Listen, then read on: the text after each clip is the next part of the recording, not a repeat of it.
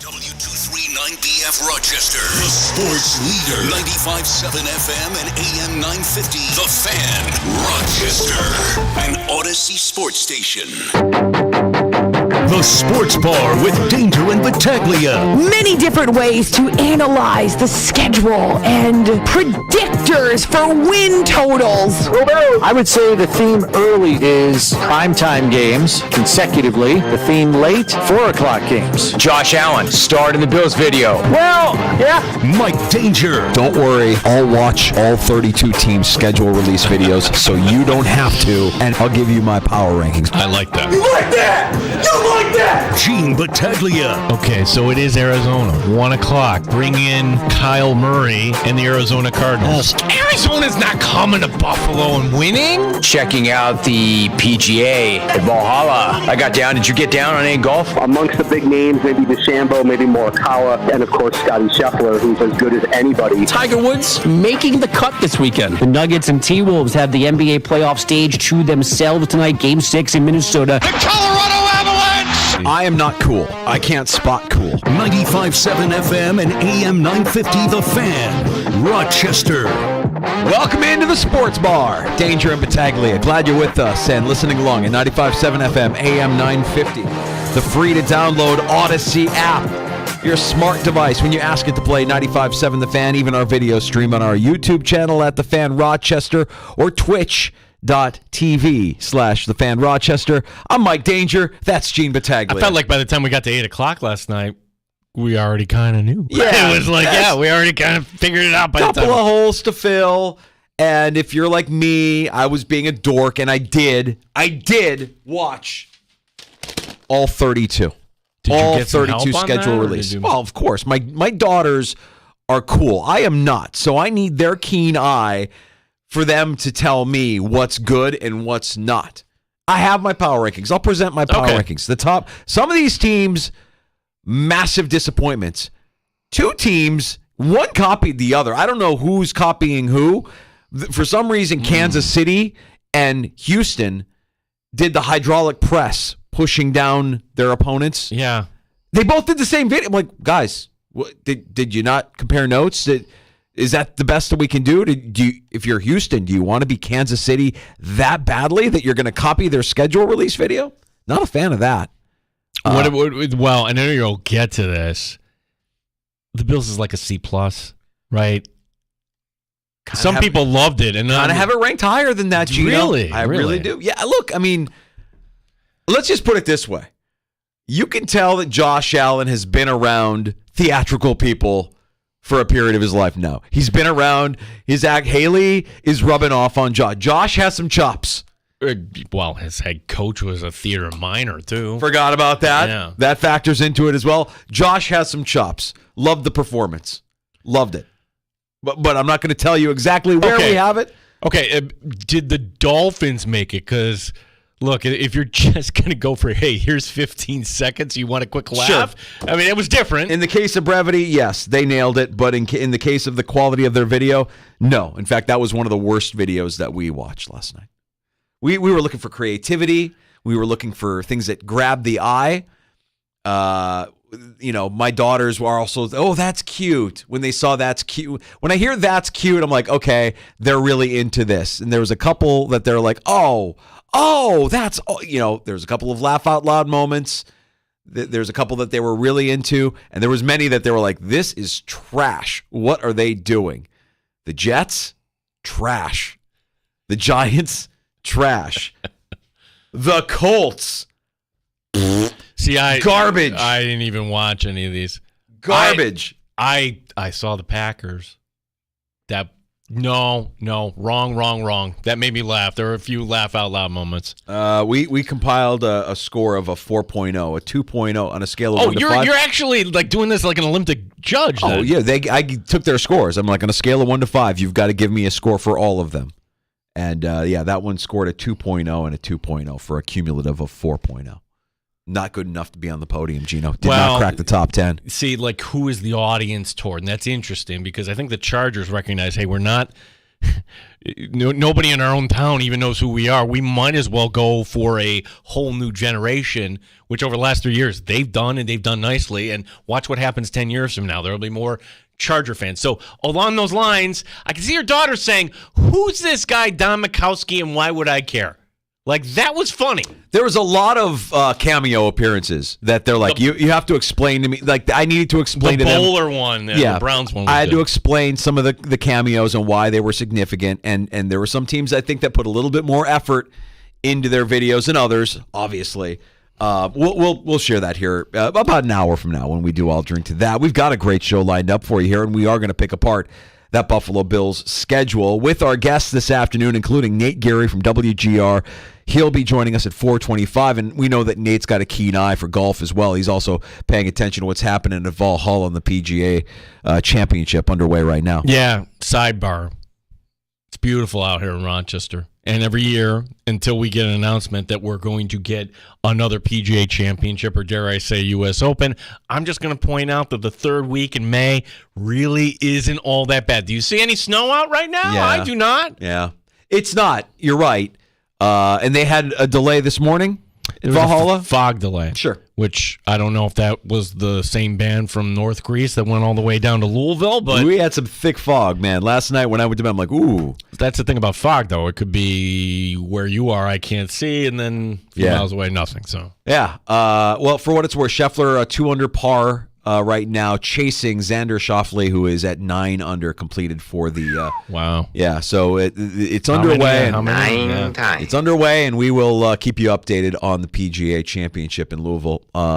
Nate Geary will stop by at 4:25, and later this hour, the voice of the Buffalo Bills and One Bills Live, Chris Brown, stops by the sports bar. We haven't talked to Brownie since training camp, so I figure that we're a little overdue. So we will talk to him about the schedule, how it lays out. Doesn't even matter. He brought up a point. Like, if you talk to a coach, they'll just give you this name. Oh, whatever. We got to play them all. Doesn't really matter. Right. And I think, like yesterday when we were talking about where a good bye week would be placed for the Buffalo Bills, like, I really don't think players would take a bye week 2 if it meant that they could heal up quicker. They just want that week to heal up. Like, it doesn't, if you're a player, I think you just want that bye. It doesn't really matter what part of the year it is. I love the bye coming November 24th. That is perfect for Buffalo. They got it late last year. Much better than, say, week 5 or 6. Something like, shame on me for not picking up on this. And as soon as I got home last night, I'm like, oh, gosh, people are all in tune with this. Because honestly, I was semi-aware that somebody was performing up in Toronto, but really couldn't tell you when or where. We didn't pick up on it, did we? We didn't pick up on the timing of that. They scheduled the Kansas City Chiefs to be in line with Taylor Swift being in Toronto. And wouldn't you know, the one day that she has off in that run-up in Toronto is that Sunday. Are you kidding me? You cannot tell me that's not a coincidence. She is a gangster. She's a straight-up killer. Did she call up Raj and say, hey, you need to make sure that my boyfriend's team is up in Buffalo on this day. If you want me to be at that game, then that is what you're going to have to do. Of course. Of course. I guarantee you there was a conversation, maybe not with her directly, but with her people. Yes, of course. They know every move she's making, every place she's going, every minute of her day is scripted. Absolutely, positively, they knew if you want her at that game, that late afternoon marquee matchup in Orchard Park, you better make it worth my while, and I better not have to lift too many of my fingers. Oh, I'm in Toronto. Let's schedule it around that. What's that going to do for the ticket prices? I'm asking honestly because it's one thing, and I know they're just way off the charts. There are no tickets. Right. But I'm talking about Bills Chiefs. Oh. Like, for the idea that, hey, you're going to go to the game, but you know what? My daughter's always wanted to see Taylor Swift. We might actually see Taylor Swift, particularly the box that she sat up last year if it ended up being the same box. Yeah, you know what? If for what it's worth, we didn't spend a lot of time talking about her because we were more engulfed in talking about the Bills losing to Kansas City. we didn't talk about as much about Jason Kelsey kind of showing up and Bills fans embracing him for some reason, even though he was there to root on his brother. That's a Western New York thing. If I'm going to show you love, oh my gosh, they do love us. We're going to reciprocate. It's like, yeah, like he's not here to cheer on the Bills. He's in enemy territory and ingratiating himself by chugging beers and doing the bowling ball shot. He's kind of a turncoat, right? Like he's not really there to support Buffalo. He's there to support his brother, who, by the way, scores a touchdown on you. Pretty pivotal moment of that game. And so, but her being at that game, for anybody that was at that game, was it a scene? Like, I know that there were people that saw her coming in, waved to her, whatever. I know she gave a big tip to one of the concession workers and was very generous. I was there before the gates opened. And the second that people figured out what suite she went into, I would say there's probably like 100 just going up there, and the ushers not really caring, like almost like, hey, we're just kind of standing over here just hoping we can kind of go get a glimpse. It was not hard to figure out, if you're at the stadium, what box her family actually had purchased. Yeah. Were you a front row with the sign? Did you have your sign ready for her? I had Mike Danger loves Taylor Swift. Give her my friendship bracelet next time you see her. Yeah, that's not a coincidence. That's not a weird coincidence. That's absolutely calculated. They absolutely made it so that she can be at the game. I feel gross, though. We're part of a made-for-TV product. Yes, that's all the NFL is. It's a made-for-TV product. It's gone beyond being the sport that we played when we were kids on Thanksgiving in the backyard or whatever. It's a made-for-TV product. Absolutely. What if they break up between now and then?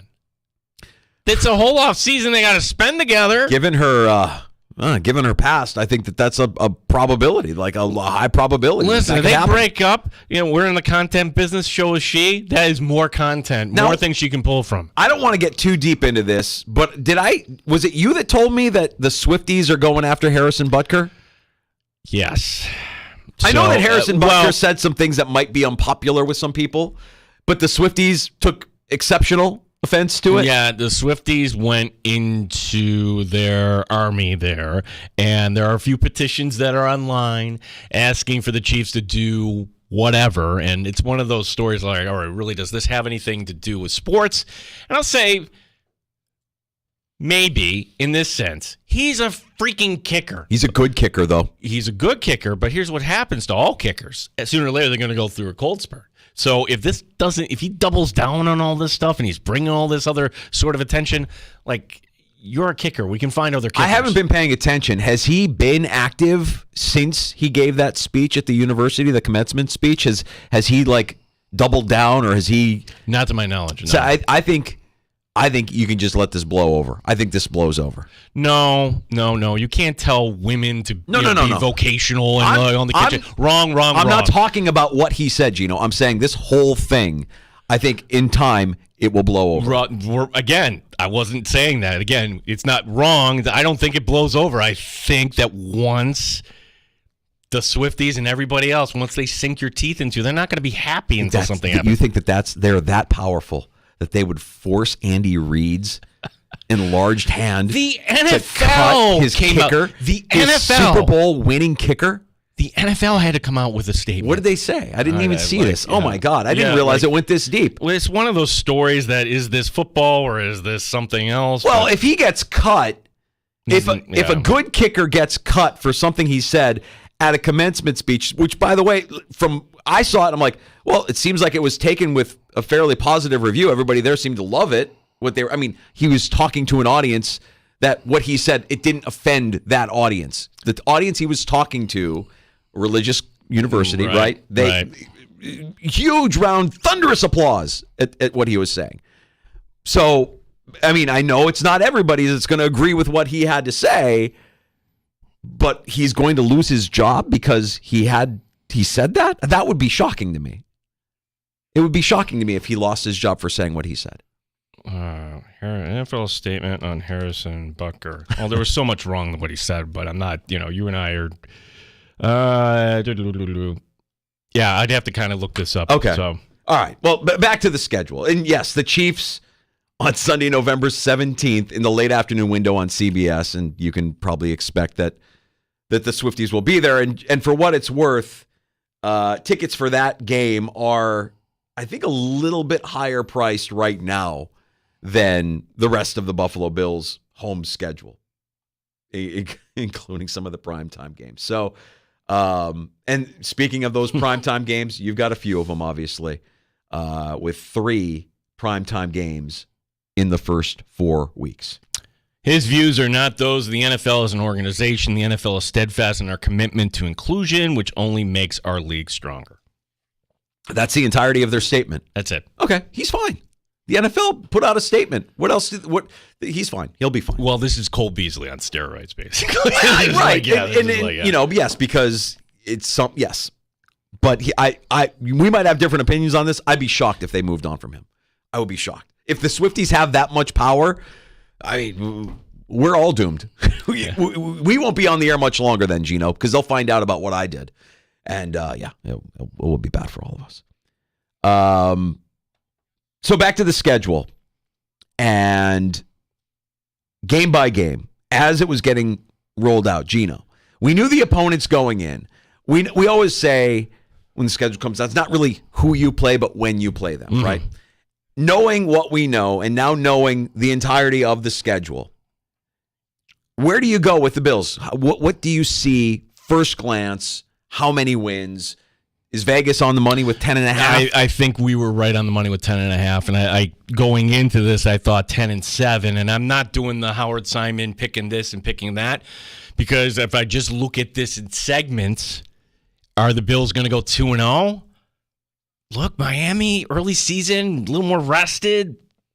Going down there, that's a tall order. And I don't think Arizona's a layup either. But you look at weeks 4, 5, 6. Do the Bills get one of those 3? Are you happy as a Bills fan if you get one of those 3? Meaning Baltimore, at Houston, at the Jets. That's the stretch of the schedule that everybody's circling because of the 3 consecutive road games. For people that are saying 14-3 or 13-4 or 12-5, I'd ask you, like, did you not remember last year? It's like golf. Why do we keep going back to golf? Well, you remember the great shots and you remember the fun times and everything else. This was a Bills team that was 6-6 last year. 6-6. So it's a roster that is not as good as last year, but yet you think they're going to have a better record than they had last year. I'm going to say this again. This is a team that I still think wins the division because comparatively speaking, not high on Miami's defense whatsoever, or Tua for that matter. Sorry. The Patriots, major rebuild, and good luck with the Jets there. Not necessarily because of Aaron Rodgers, but good luck with Nathaniel Hackett. Comparatively speaking, the Bills are still in the driver's seat in the divisions. That's why, honestly, Danger, I'm going to stick by this. 10-7 wins you the division, gets you the 4th seed. So you're still in the divisional round, and you still will be playing a wild card team and getting to that same point that you got knocked out the last 2 years. The Bills, and along with the Bears, Browns, and Vikings, are the only teams who have 3 straight road games on their schedule. You mentioned Vegas. A couple of notes. The Panthers and the Patriots, the only 2 teams in the NFL who are underdogs in all of their games. The Niners are the only team in the NFL that are favored in all of their games, including their trip to Orchard Park late in the season. The Jets, as we were looking at their schedule yesterday and it became official last night, it sure feels like the NFL is going to try and milk Aaron Rodgers for everything they can, assuming he's on the field early in the season, because that's a front-loaded schedule with a lot of primetime games for the New York Jets. Yeah, it's what we're going to talk.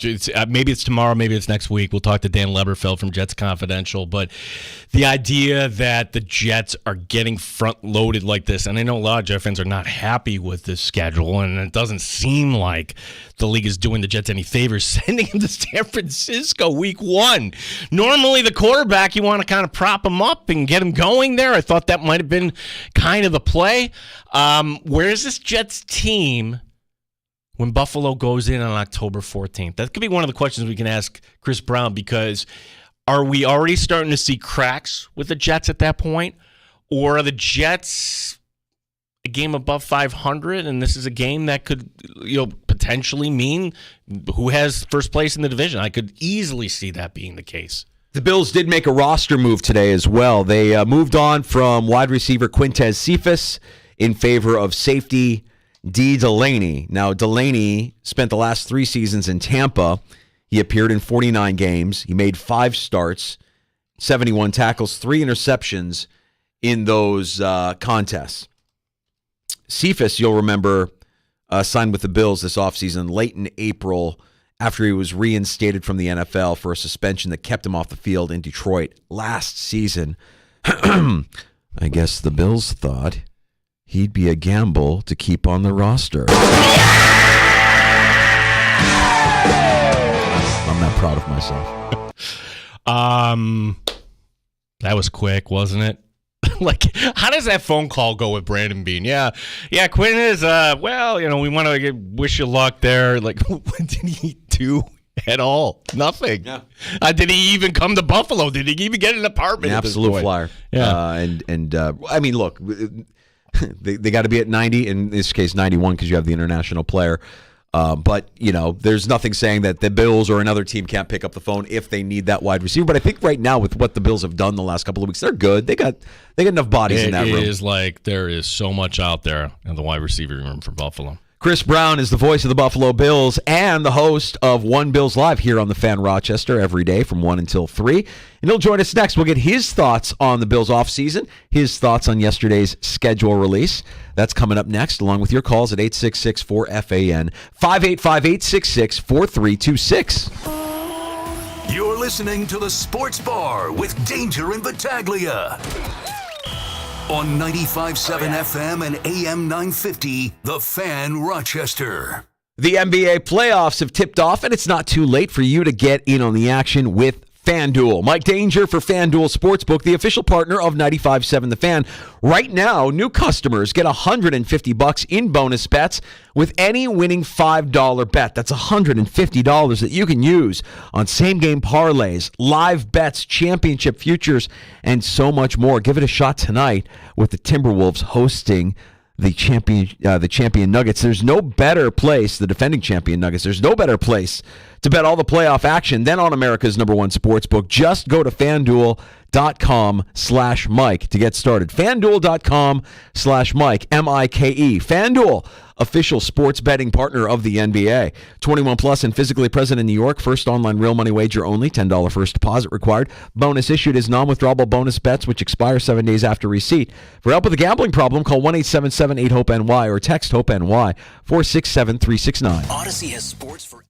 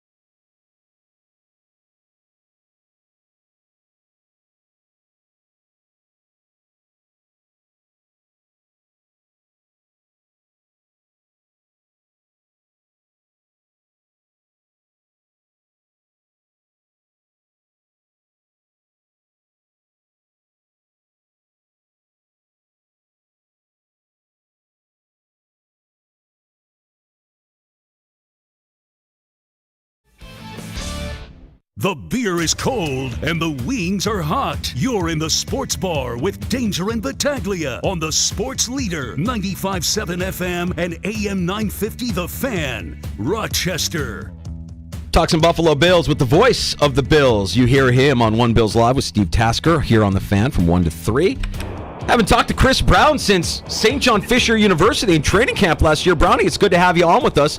Appreciate you giving us some time the day after the Bills find out their 2024 schedule. Your initial thoughts when it released last night? Yeah, I mean, you see those prime timers early and then the 4 o'clock games late. That also coincides with probably what's the two toughest parts of the schedule, with some pretty formidable opponents stacked together. But I think all in all, it's pretty fair. When you have a team playing a first-place schedule, they're going to play a lot of good teams, and I think the league certainly at least made it bearable for the Bills. Yeah, the one positive I take out of this, Chris, the late bye, again, coming the last week in November there. Is that something that the Bills request, they like? Because I'm sure a bye at any time is kind of welcome, but your thoughts on getting the bye at that point of the season? Yeah, I mean, I like it.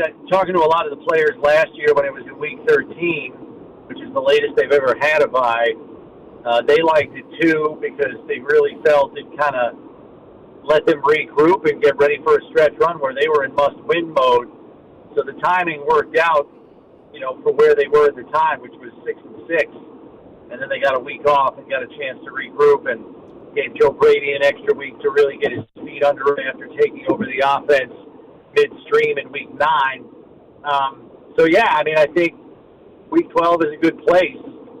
And, if you're going to be a team that's in the playoffs, you can argue Week 11, 12, that's as close to the middle as you're going to get if you're a team playing 2 or 3 playoff games. So, yeah, I could see them very happy with that. I know the roster's younger or going to be younger this year, but even for those young players, fresh out of college, Week 12 is right around when college seasons end. So it could even be good for those guys. Talk about that stretch of 3 home games there, or 3 away games, Chris, there between 4, 5, and 6 weeks, 4, 5, and 6. I mean, you got Baltimore, Houston, and the Jets. Is that going to pose the most challenging stretch of this schedule for the Bills? I think you could make an argument for it, certainly. I think Baltimore is going to be one of the most physical games they play this season. And the Jets always make life tough for the Bills. I don't think there's any secret about that. Those games are usually touch and go, closely fought, usually within a score. So the Jets defense just makes you earn everything, and there's no reason to think that's going to change. We'll have to see what a 41-year-old Aaron Rodgers looks like, but I think you can bank on that. And then I would say the only other stretch is Week 11 to 15. I mean, you're facing 2 defending conference champions in back-to-back weeks with a bye sandwiched in between in the Chiefs and the Niners. Fortunately, those are both at home. Then you're on the road at the Rams, who I think are going to be a sneaky good team this year, and you're going on the road to play the Lions the next week. So you're playing 4 playoff teams in a row, 1 who won the Super Bowl, and 2 others who are in the NFC title game. Chris Brown, Buffalo Bills Radio Network. By the way, Chris, your thoughts on the announcement with Murph? After all these years, as the voice of the Buffalo Bills, and you kind of keeping the seat warm. Your thoughts on his decision actually to kind of step away? Yeah, it couldn't have been easy. Murph's a guy I've worked with for over 20 years. Been his backup for the last 12, and he's not just a colleague; he's a friend of mine. So. Yeah, it was difficult for him chiefly, but we were all kind of crossing our fingers for him and hoping that his progress would be sufficient. But I think he came to the decision that wasn't going to happen. So he made the choice that he did, and I give him credit for handling something like this, which I can't imagine how difficult that is for someone who's a play-by-play broadcaster. To have this affliction. I thought he handled it tremendously. Be very easy for someone in that situation to be mad at the world, And I never got that sense from Murph for 1 second.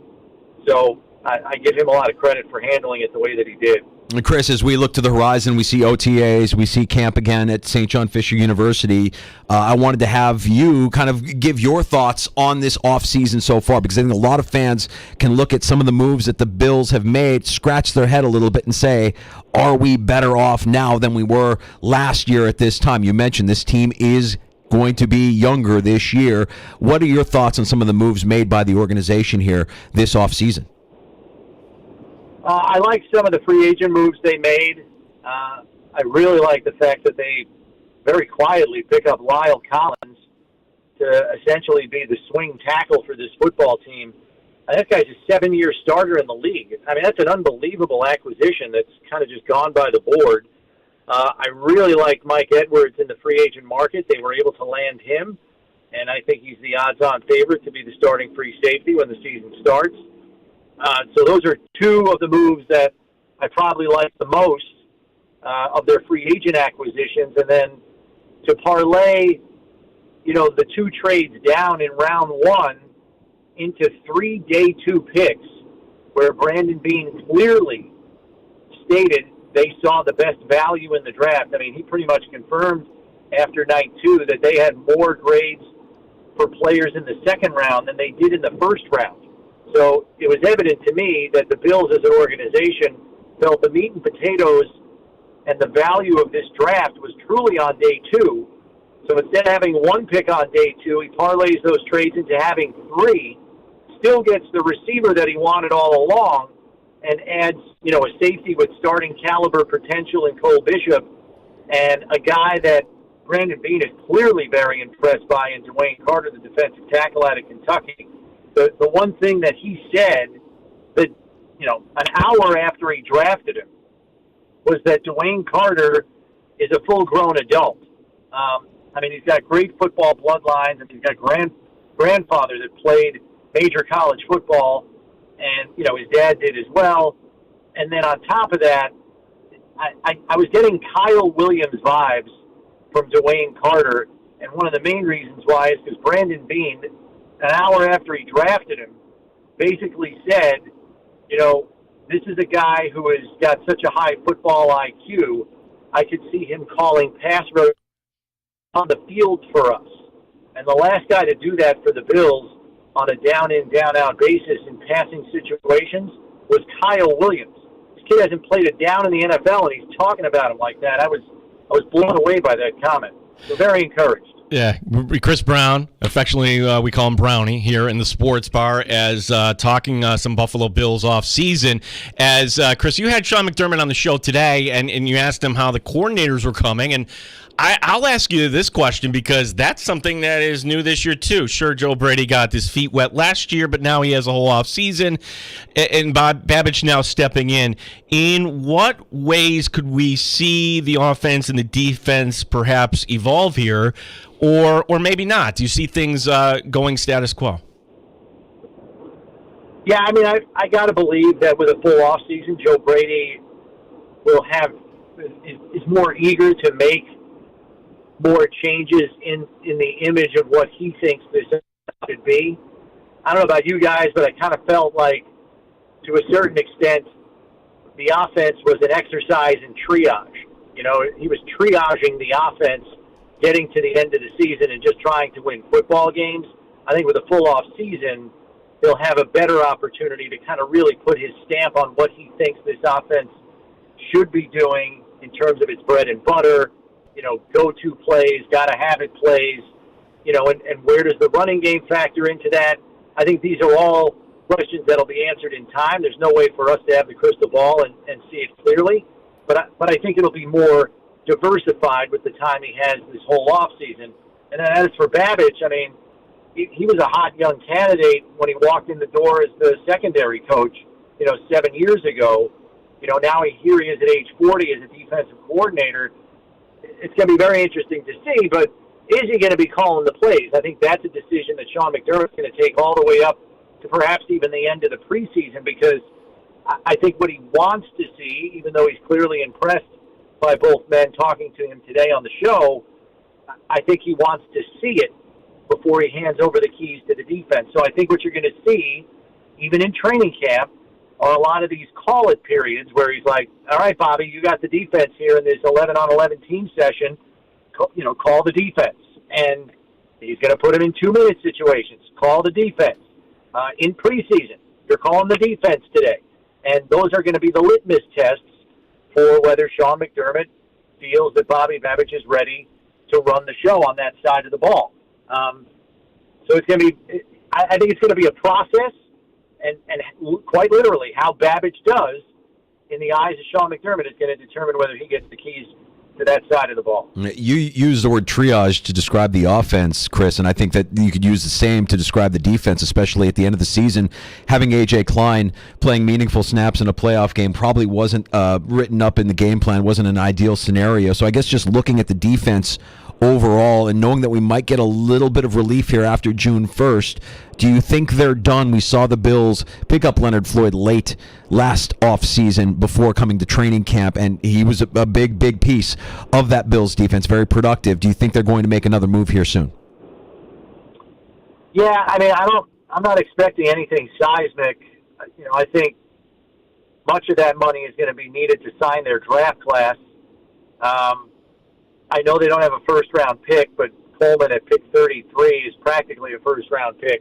I mean, maybe you save a little money there, but I think the vast majority of that $10 million, in cap space that's created after June 1st is going to go towards the draft class. And I don't know that there's going to be a tremendous amount left, only because we've heard Brandon Beane say he likes to leave $4 or $5 million in the pot for injury emergencies, and we certainly have seen that each of the last 2 years where they've had to sign players because of a rash of injuries at a given position. So knowing he wants to have a cushion on top of, a 10-player draft class that he's got to sign, I don't know that we should expect anything of major consequence coming down the pike as far as a free agent pickup, the likes of a Leonard Floyd. Chris, the one question we get a lot on your show, you get a lot on your show, we're all going to be curious when we get to camp. How would you assess the battle for wide receiver positions, 3, 4, 5, maybe 6? Because there's certainly a lot of names we're familiar with, but it's kind of, at least from where I sit, Chris, it's a little hard to kind of assess the pecking order at this point. Yeah, I mean, to me, the only locks on the roster are Coleman, Shakir, and Curtis Samuel. After that, it's pretty wide open.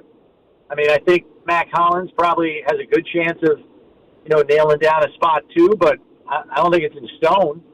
So, yeah, I mean, the back half of the receiver room, I mean, it's going to be tooth and nail. Guys fighting and scraping and clawing to earn a roster spot because all of those guys, in terms of regular season football, are new here. I've said it on the show many times. Khalil Shakir is the only guy in that receiver room that's caught a pass from Josh Allen in the regular season. I mean, that's nuts. That's a lot of turnover, but I think it's also a lot of opportunity. And I think this is the way Sean McDermott played it at the very beginning of his tenure. Doesn't matter if you're a 5-year veteran. Doesn't matter if you're a rookie. Doesn't matter if you're an undrafted player. If you're the best of this bunch, you're going to be on the roster, and you're going to get a jersey on Sunday. So, yeah, I think that's going to be heated competition, for receiver spots 4, 5, and 6. I'm curious if that competition will include return duties, knowing that we've got new kickoff rules going on. And I know you talked to Sean McDermott, Chris. So what is he sharing with you as far as the Bills' approach to what's going to look really, really different for a lot of fans when they first see it? Yeah, I'm fascinated by this because you got guys, veteran NFL coach. I mean, McDermott's been coaching in the pros almost half his life. And this is a totally new thing that no one could prepare for until the rule went in, a month and a half ago. So, to me, I was talking to Coach Smiley, the special teams coordinator. I said, for kickoffs, have you literally ripped up your playbook? And he goes, for the kick return, yes. It's a brand new play. Yeah. And you could argue it's more like a line of scrimmage play than it is a true special teams play, because the two teams are so close to one another at the kick. And really what it is now is a race to crack the code. What team can crack the code on what would be an effective return under these new rules and guidelines? And if you can crack that code fast and come up with a couple of good plays, you're at a distinct advantage. I mean, everybody will copy you in the coming weeks, but those first 4 weeks of the season, you might have some things that can help you win a football game. So, and the other thing that's really interesting is this is a play that in the practice setting, they're going to have to run it at full speed, guys. They need to get their players acclimated to what this play looks like in real time at real speed. And because it is a safer play with fewer high-speed collisions, you can do that. But it's necessary just for the very learning curve of this thing.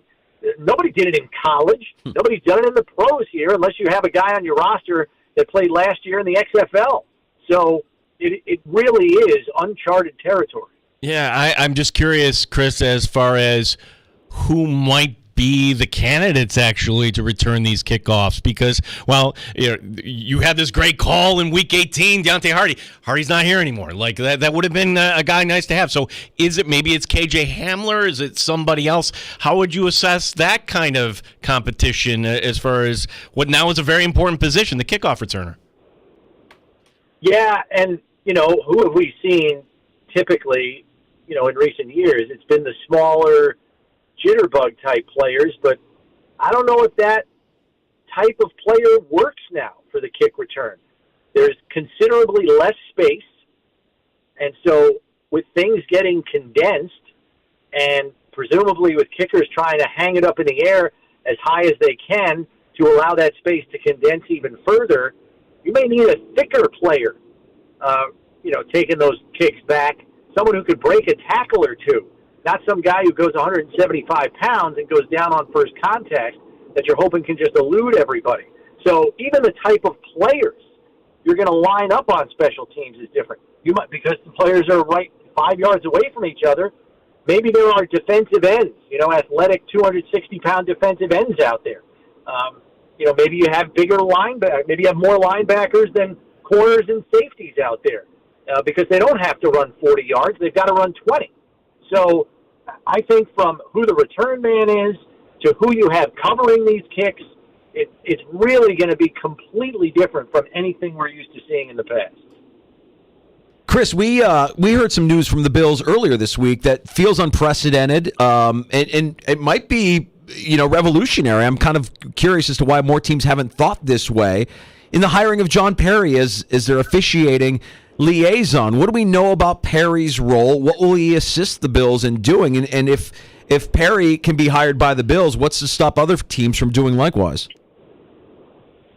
Yeah, well, we know it's a copycat league, right? So it wouldn't surprise me if this kind of becomes a trend very soon. I think they're still trying to iron out, what his purview is going to be. I mean, we can all have a general sense because we know what his specialty is. I think the most important thing that he's going to do for Sean McDermott and his staff is provide the perspective of the official. I think we all know that on game day, players can get bent out of shape about a call. Coaches can get bent out of shape about a call. There's a lot on the line. They don't have the official's perspective. Perry brings that.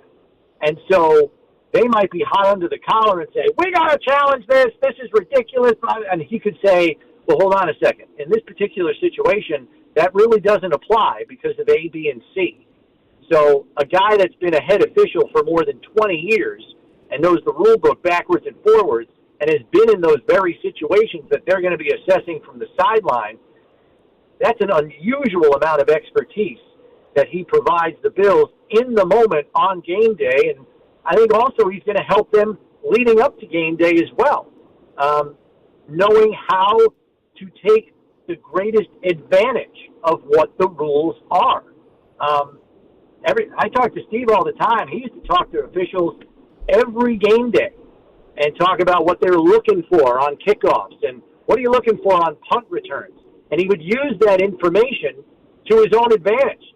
Like if the guy said, the three main things I look for are A, B, and C, and none of them are holding the jersey of the other teammate, of the other player, Well, Steve's going to grab a hold of jersey on his way by and pull the guy by to get by him to make the tackle on a punt coverage. And he would use those things to his advantage. I think Perry can help in that way, too. Chris, last one from me, and just paint a picture because for us here in Rochester, we don't drive by the stadium quite often there. You're there every weekday. What's the stadium looking like? How are things kind of progressing? We kind of got a little peek last night with the scheduled release video.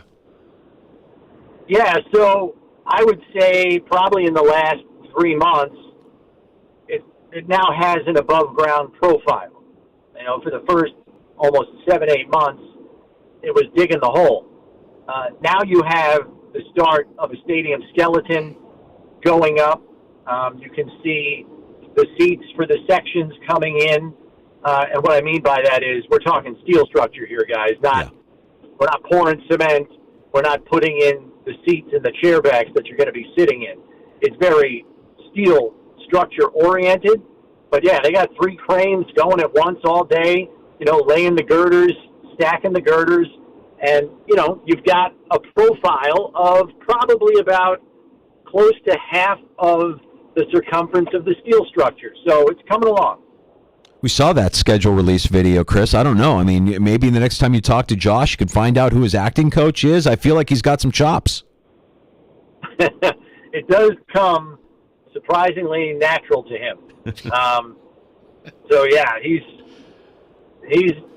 very entertaining. He's a character. On the field and off. Yeah. Chris, when do we get the announcement for Fisher here? And look, we're not going to tell you you're the source here. So, like, you know, when are we going to hear something official? Yeah, I mean, usually I tell people because they start asking me around this time of the year.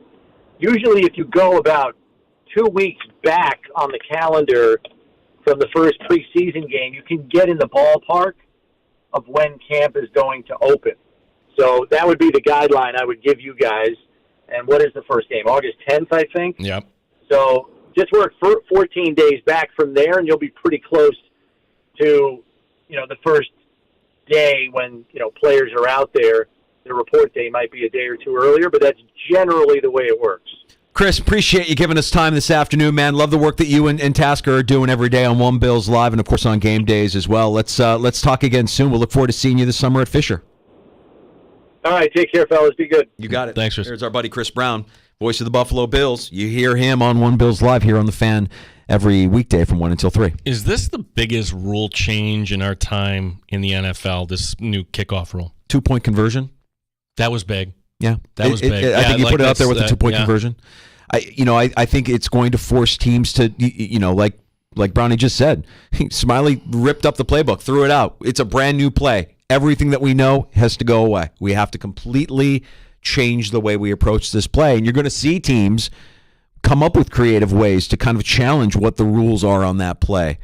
And it's going to be, for the fan watching it, it's going to be jarring. Nobody's going to really know what they're looking at. It's going to take a while for us to get used to the fact that you don't have guys running down the field full speed ready to decapitate somebody. Well, it's gotten to a point, too, where, all right, I'm not watching the extra point. Well, they changed that. Or I'm not watching the kickoff. No, Yeah. the NFL needs you to stay through the commercial break. And possibly more points. I think we would take that as well. If we get some more big plays versus every game starting with a touchback, it's kind of anticlimactic. Doesn't feel right. But then will some teams realize, okay, we don't have this figured out. We're going to give you the ball at the 40. I mean, that could happen, too. Sure could.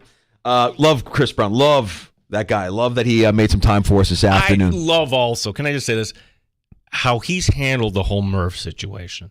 He was thrown into that position under the worst circumstances imaginable. That, hey, you're going in, but you're not sure why, and then you go in, and you have this horrific event, the Cincinnati DeMar Hamlin game, and then you come back, you really don't know, and you can't say what's going on with Murph. And you're kind of working on an interim basis, and you're just kind of, hey, you're working for today, and that's it. And the Bills, to this point, still have not said, hey, Chris Brown, you're the guy. So as much as I wanted to ask him there, I got to make sure that they, at some point, make this official. Yeah, I mean, that's just a matter of time. I think that's just a matter of crossing T's and dotting I's. I mean, the guy has shown up and done everything you've asked him to do since this unfortunate incident, and he's done a great job. I'd be shocked again if that isn't something that we hear going into the season, that's official, especially with the news that Murph himself put out there that I'm not coming back. I just can't do it, which is sad. But you turn one page and you start another, and Chris Brown has been fantastic, not just on One Bills Live, but on game days. Great calls. Did you know he played college soccer? Did. Yeah. I learned that about him, I think, the first time we spoke to him in the sports bar. Yeah, he shared that with us. Geneseo, yeah. Yeah, he's got that soccer build. Like, you could tell that guy can run. Yeah, can run a lot. Shifty, big quads. He's a big quad guy. Yeah, so he's got that in his DNA as well. Little soccer in his background. We'll get to Aldring to that next. Some takes on tap in the sports bar. Am I allowed week one, looking at the lines, talking about week one? I already know where you're going, pal. Yet, how the world has changed. When we first started doing this, nobody was putting out week one lines the next day. Within minutes, here you are. I've got thoughts on this. It's not too soon here. We're going to start talking Survivor, aren't we? Yeah. You've got your week one pick ready to go. Yeah, and there was one team, Danger, that did not one but two videos. And it's the second video. I've got some thoughts here on what the Rams did. Now, I mentioned earlier, I watched all 32 team videos. Full disclosure, I did not watch both Rams videos because I only saw the one that they posted. I didn't see this other one. I don't know when they posted it or what officially, the one that they posted I thought was their official schedule release video. They posted the schedule release video, but it's almost like, hey, we've got this other thing. We should run this too. And I'll explain when you hear this, it's like, wow, what is Sean McVay doing here? We'll get to that, and I've got my power rankings. From last night's schedule release videos. I got a top 10 for you. I'll explain our method, how we came to that conclusion, and we'll crown the champion of the schedule release videos. That's coming up next.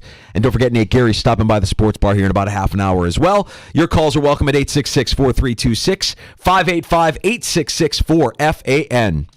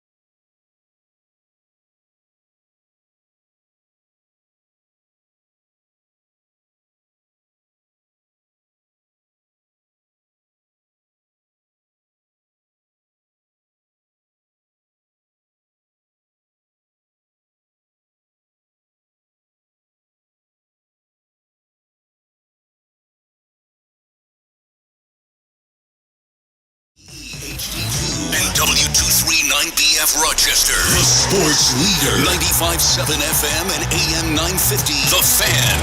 Rochester. An Odyssey sports station.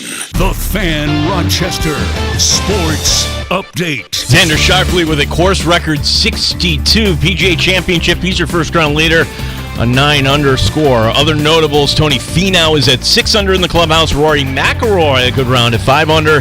Defending champs Brooks Koepka, he finished at 4 under. Tiger Woods is in the clubhouse as well. Woods a 1 over 72 today. Buffalo Bills making a roster move, signing safety D. Delaney. Delaney playing with Tampa Bay previously. They released wide receiver Quintez Cephas. We'll get the thoughts of Nate Geary, Buffalo Bills radio network. That's coming up later this hour. One game for the majors today. The final, the Yankees beating the Twins 5-0. Clark Schmidt going 8 shutout innings, striking out 8, only allowing 3 hits. Rochester Red Wings tonight looking to go back above 500, get to 500 rather, as they host Buffalo. Gene Battaglia, the sports leader, 95.7 FM and AM 950, The Fan Rochester.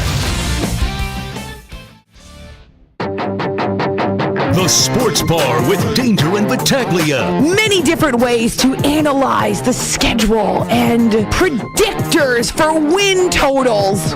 I would say the theme early is primetime games consecutively. The theme late, 4 o'clock games. Josh Allen starred in the Bills video. Well, yeah. Mike Danger. Don't worry, I'll watch all 32 teams' schedule release videos so you don't have to, and I'll give you my power rankings. I like that. You like that? You like that? Gene Battaglia. Okay, so it is Arizona, 1 o'clock. Bring in Kyle Murray and the Arizona Cardinals. Arizona's not coming to Buffalo and winning. Checking out the PGA at Valhalla. I got down. Did you get down on any golf? Amongst the big names, maybe DeChambeau, maybe Morikawa, and of course Scotty Scheffler, who's as good as anybody. Tiger Woods making the cut this weekend. The Nuggets and T-Wolves have the NBA playoff stage to themselves tonight. Game 6 in Minnesota. The Colorado Avalanche! I am not cool. I can't spot cool. 95.7 FM and AM 950 The Fan. Rochester. Welcome back into the sports bar. It's Danger and Battaglia. Glad you're with us this afternoon, listening along at 95.7 FM, AM 950. Maybe streaming us in the free-to-download Odyssey app or on your smart device when you ask it to play 95.7 The Fan. Or watching the video stream on our YouTube channel at The Fan Rochester or on Twitch. Don't forget to like, subscribe, and comment there. We appreciate you engaging with us as well. On Elon's Twitter, that's X, at The Fan Rochester. We've got Nate Geary, the Buffalo Bills radio network. We'll talk some Bills schedule release with Nate here in about 20 minutes. I get a text from Nate. They're running a little late at the barber shop. Oh. So just in case of 4:25, if he doesn't pick up, I'm like, that's got to be a first. Actually, would like to have Nate. Well, Nate joins an exclusive club that includes John Sterling. Wasn't Sterling getting his haircut when we talked to him as well? Well, he didn't say he was at the barber. Do you remember what he said? Hairdresser. I'm at the hairdresser. He's at the hairdresser. Sterling's so old school. He's like, barber? No, I'm at the hairdresser. The hairdresser? What are you, an 80-year-old woman? What are we doing? That's right. No, like Nate. That's what I would say to you. Nate, pick up the phone. We had Matt Perino in the middle of a ride there at Epcot. No excuses. Yeah. We're not about your excuses, Nate. If you're getting a haircut, that's fine. If you're in the barber's chair, that's fine. Come into the sports bar and share your takes on the schedule, you coward. No excuses. Let's go. Nate joins us here, scheduled to join us here in about 20 minutes or so. I know you've got your power rankings for the schedule release videos. Very excited.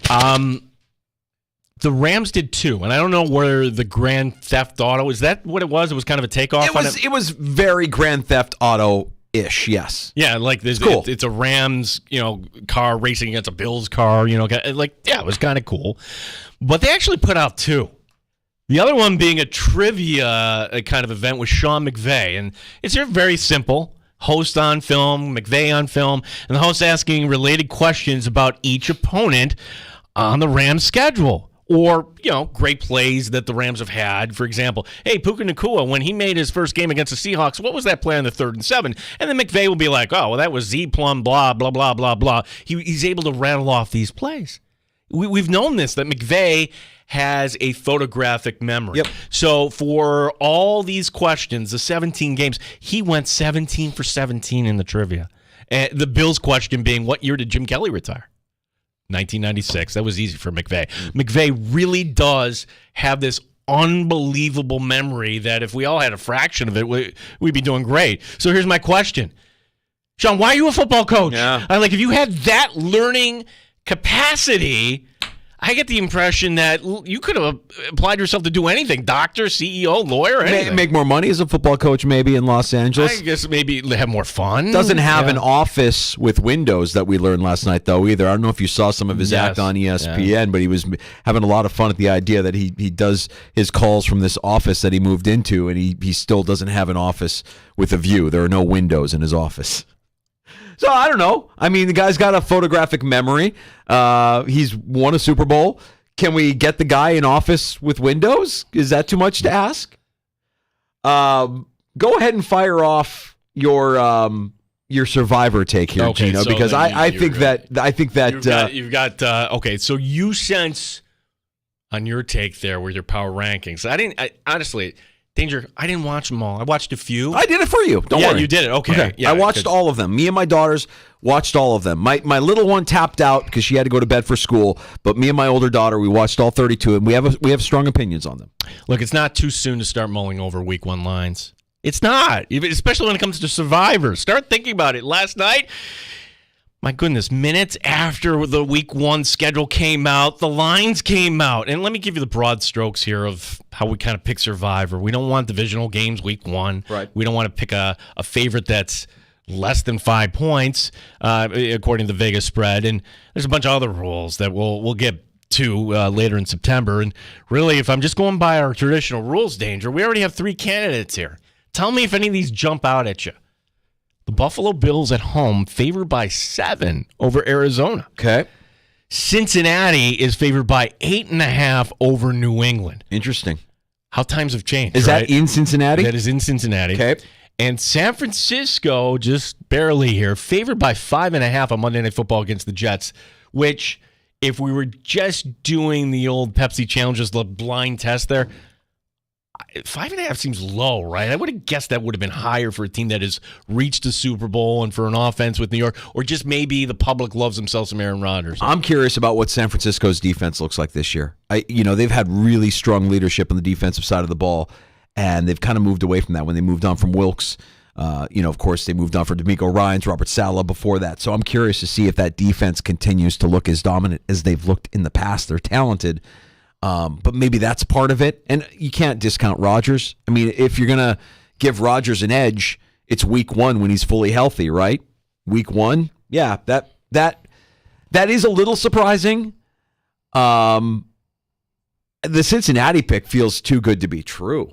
It feels too good to be true. Do you like that pick more if it's plain Jane Jacoby Brissett going out there, or would you rather have the kid a little bit started?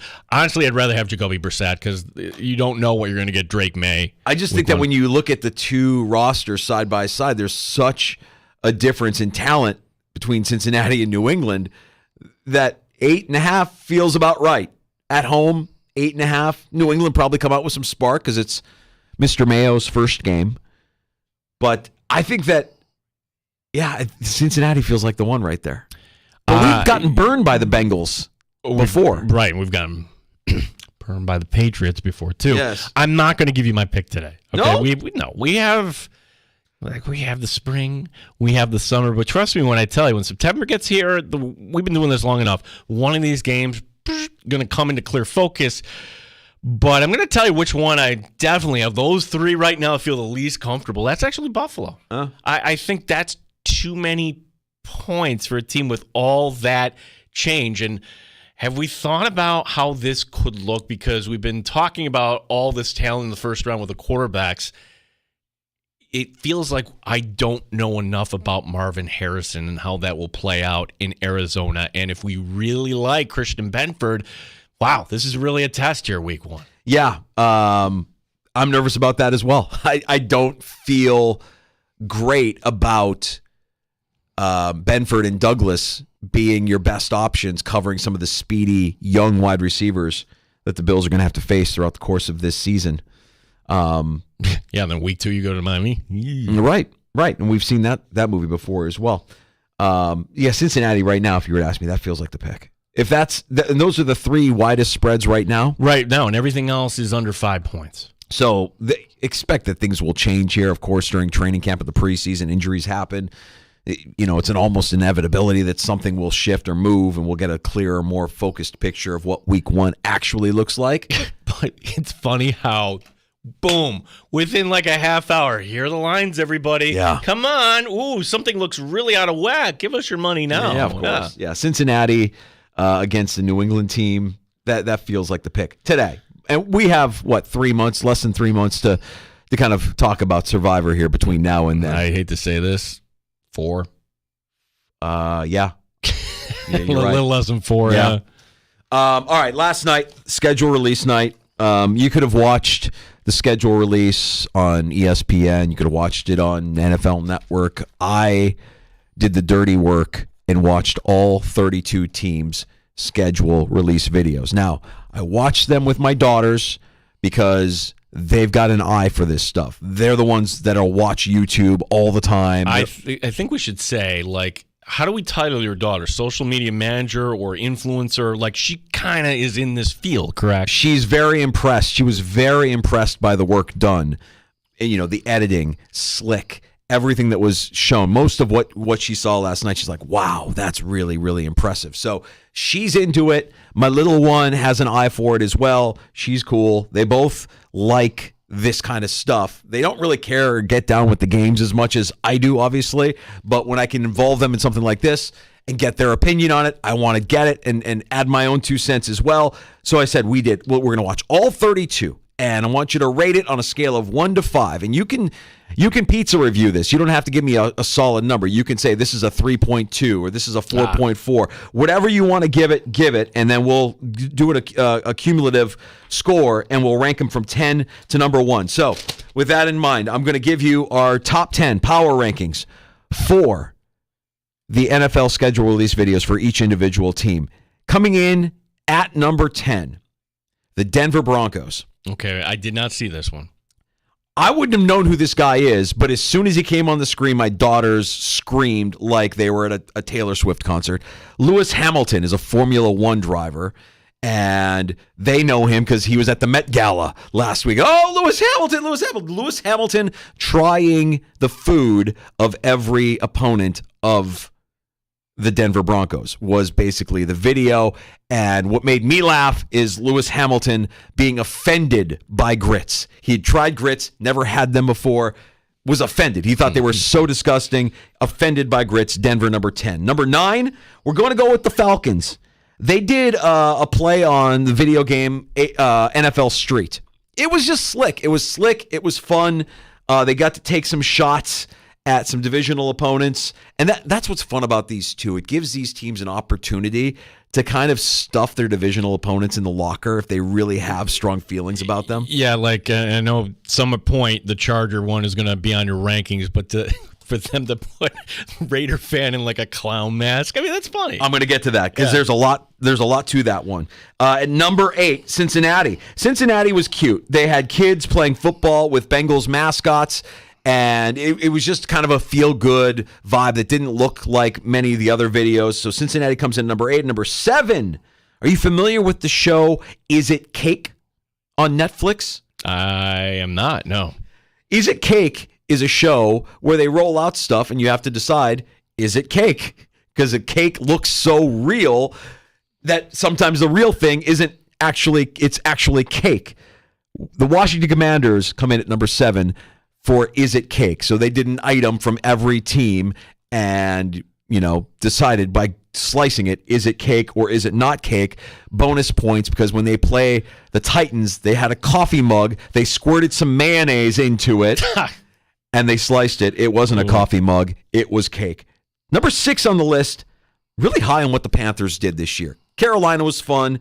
They did a bit where teammates painted each other with paint, like Bob Ross painting. Okay. They had a canvas in front of them. It was just funny. It was just funny to see how little artistic ability these players have. Andy Dalton getting painted and the player saying, I don't have enough red. I need more red. I need more orange for my painting. That was a highlight. Carolina at number 6. Cracking the top 5, Cleveland Browns put a lot of effort into their bowling skit. I still get a little skeeved out that Deshaun Watson is the face, like the guy that you're trotting out there. He's your quarterback, and you have to include him. Still get a little skeeved out by that. Did they? I haven't seen this, but I read that they had Pete Weber in this. Did they identify that, hey, that's actually a bowling legend in this? They said, who is he? I said, that guy is a bowling legend. That's where we left it. They had no idea who he was, but he makes the cameo at the end. I thought it was a good video. Cleveland did a good job. The bowling video for Cleveland, number 5. We've talked about number 4. We're going to give it to the Rams. Their GTA mock-up. It was animated, slick, cool, fun, had some Grand Theft Auto themes to it. Now we get to the top 3. And this is where it gets controversial in my house. They don't want to show any biases. They want to remain as objective as possible. At number 3, we went with the Bills. We went with Josh Allen. He's got his acting chops. It's clear that Josh is spending a lot of time with an actress. It's rubbing off on him. Great performance. Living in the pit. Josh Allen and the Buffalo Bills, number 3. The Bears are at number 2. The Bears did a parody again. Last year was a parody of a show that we love, The Bear. Mm-hmm. This year they did a parody of a handful of Chicago-centric movies. Ferris Bueller's Day Off, Breakfast Club. Hell, there was even a Mean Girls reference in there. All based in high school, Chicago high school, with DJ Moore kind of playing the role of Ferris Bueller and the rookies getting off the bus at the end. It was very Chicago-centric. Oh, and then you also had, are you familiar with Annie Agar? Yes. She does the, I'm putting on the different jerseys and everything. Right. The one-woman shop. Yeah. She does a great job recapping the NFL every week. It's just a creative, funny way that she recaps the NFL, takes shots at teams. She's a Packer fan. She made a cameo in this appearance, and the Bears kind of did with her what they would do with her. She was wearing her Packer sweatshirt, and they sent her to the corner. I love that. And, of course, number 1. I mean, the Chargers they're on such a different level when it comes to this. I see the Rams working. The Rams are trying to get on this level, but the Easter eggs in the Sims video, there are too many to mention, man. There's just so many. By Easter eggs, you mean you're not going to see this in real time. You got to go back and watch it and pick up on things. So you mentioned something specific. You said, I love how they turned all the Raider fans into clowns. But did you notice that in one of the scenes, there was a QR code? I did not. No. I did. And I scanned that QR code. And do you know where that QR code takes you to? Let me guess, like a bail bond or No, something? it's like the Clown Association of America. It takes you to their website. The website of the Clown whatever association. There's a federation of clowns, and it sends you to their website. And there's a number on the website. And did I call the number? Yes, I called the number. Does You it called work? the number? Yes, it works. So the level of detail that they put into and the Easter eggs. And I'm not even talking about the best part. The best part is what you have. Well, you have Travis Kelce and Jason Kelce talking and doing their little podcast, and Taylor Swift's private jet is parked outside the house in The Sims, and you see him leave with Taylor. I mean, there's just so many Easter eggs, the level of detail that they put into it. It was fantastic. And then, Harrison Butker at the end, rolling out a cake, going to the oven, pulling it out, having some fun at the Chiefs' expense. I mean, they just absolutely crushed it. Again, I can't put another team in front of what the Chargers did. I want somebody to step up, but the Chargers are just playing a different game. Well, it may be part of that too. Danger is you want to be creative. You're drawn to Los Angeles, so I'm sure there's a lot of talent that the Chargers can kind of pull from. Right. What's the excuse in Nashville? I thought Nashville had that same sort of, that was so disappointing. And I've seen people say, well, that was so funny. Nope. It was the same exact thing they did last year. We gave it a cumulative score of a 1.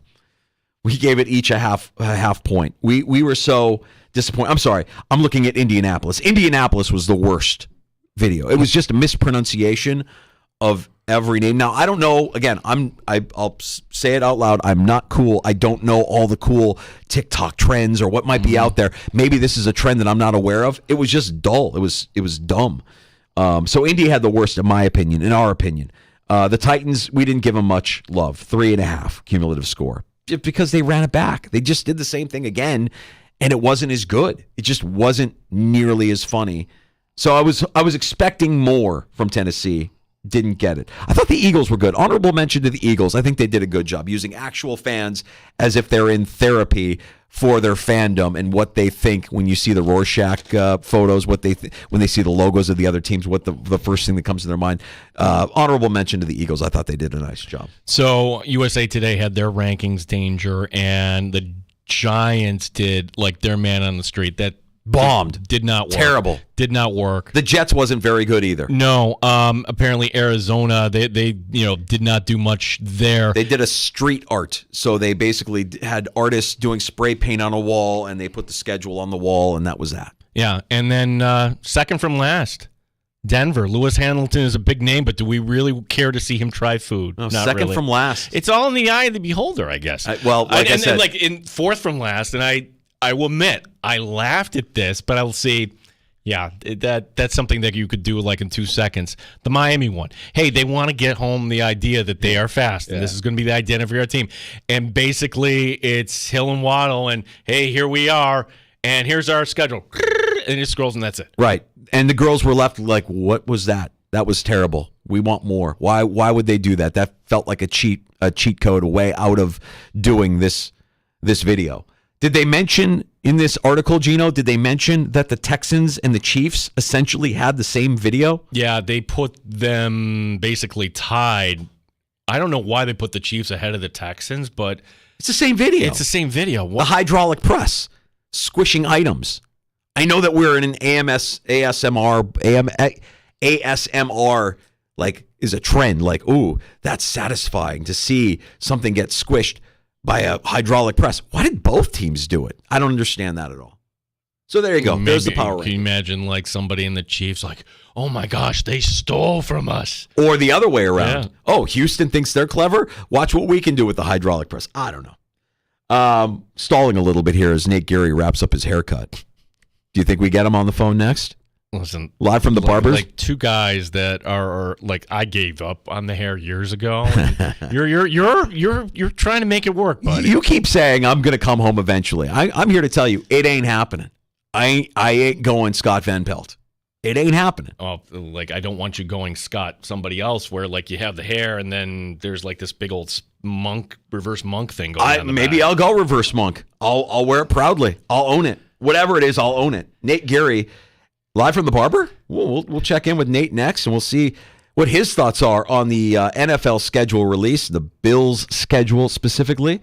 Up next, along with your calls at 866-4FAN, 866-4326.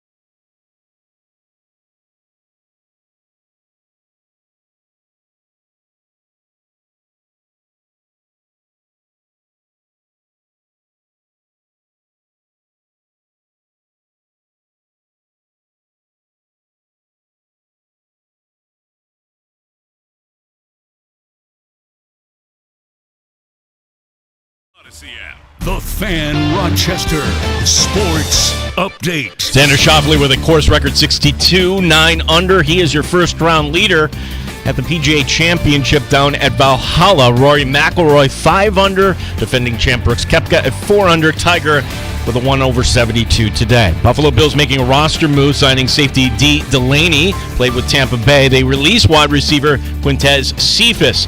Micah Hyde in Buffalo for his charity softball game. Hyde on his future. There's no rush at all on my side. And so, I've been open book with Dean, with Sean, and just got done talking to them.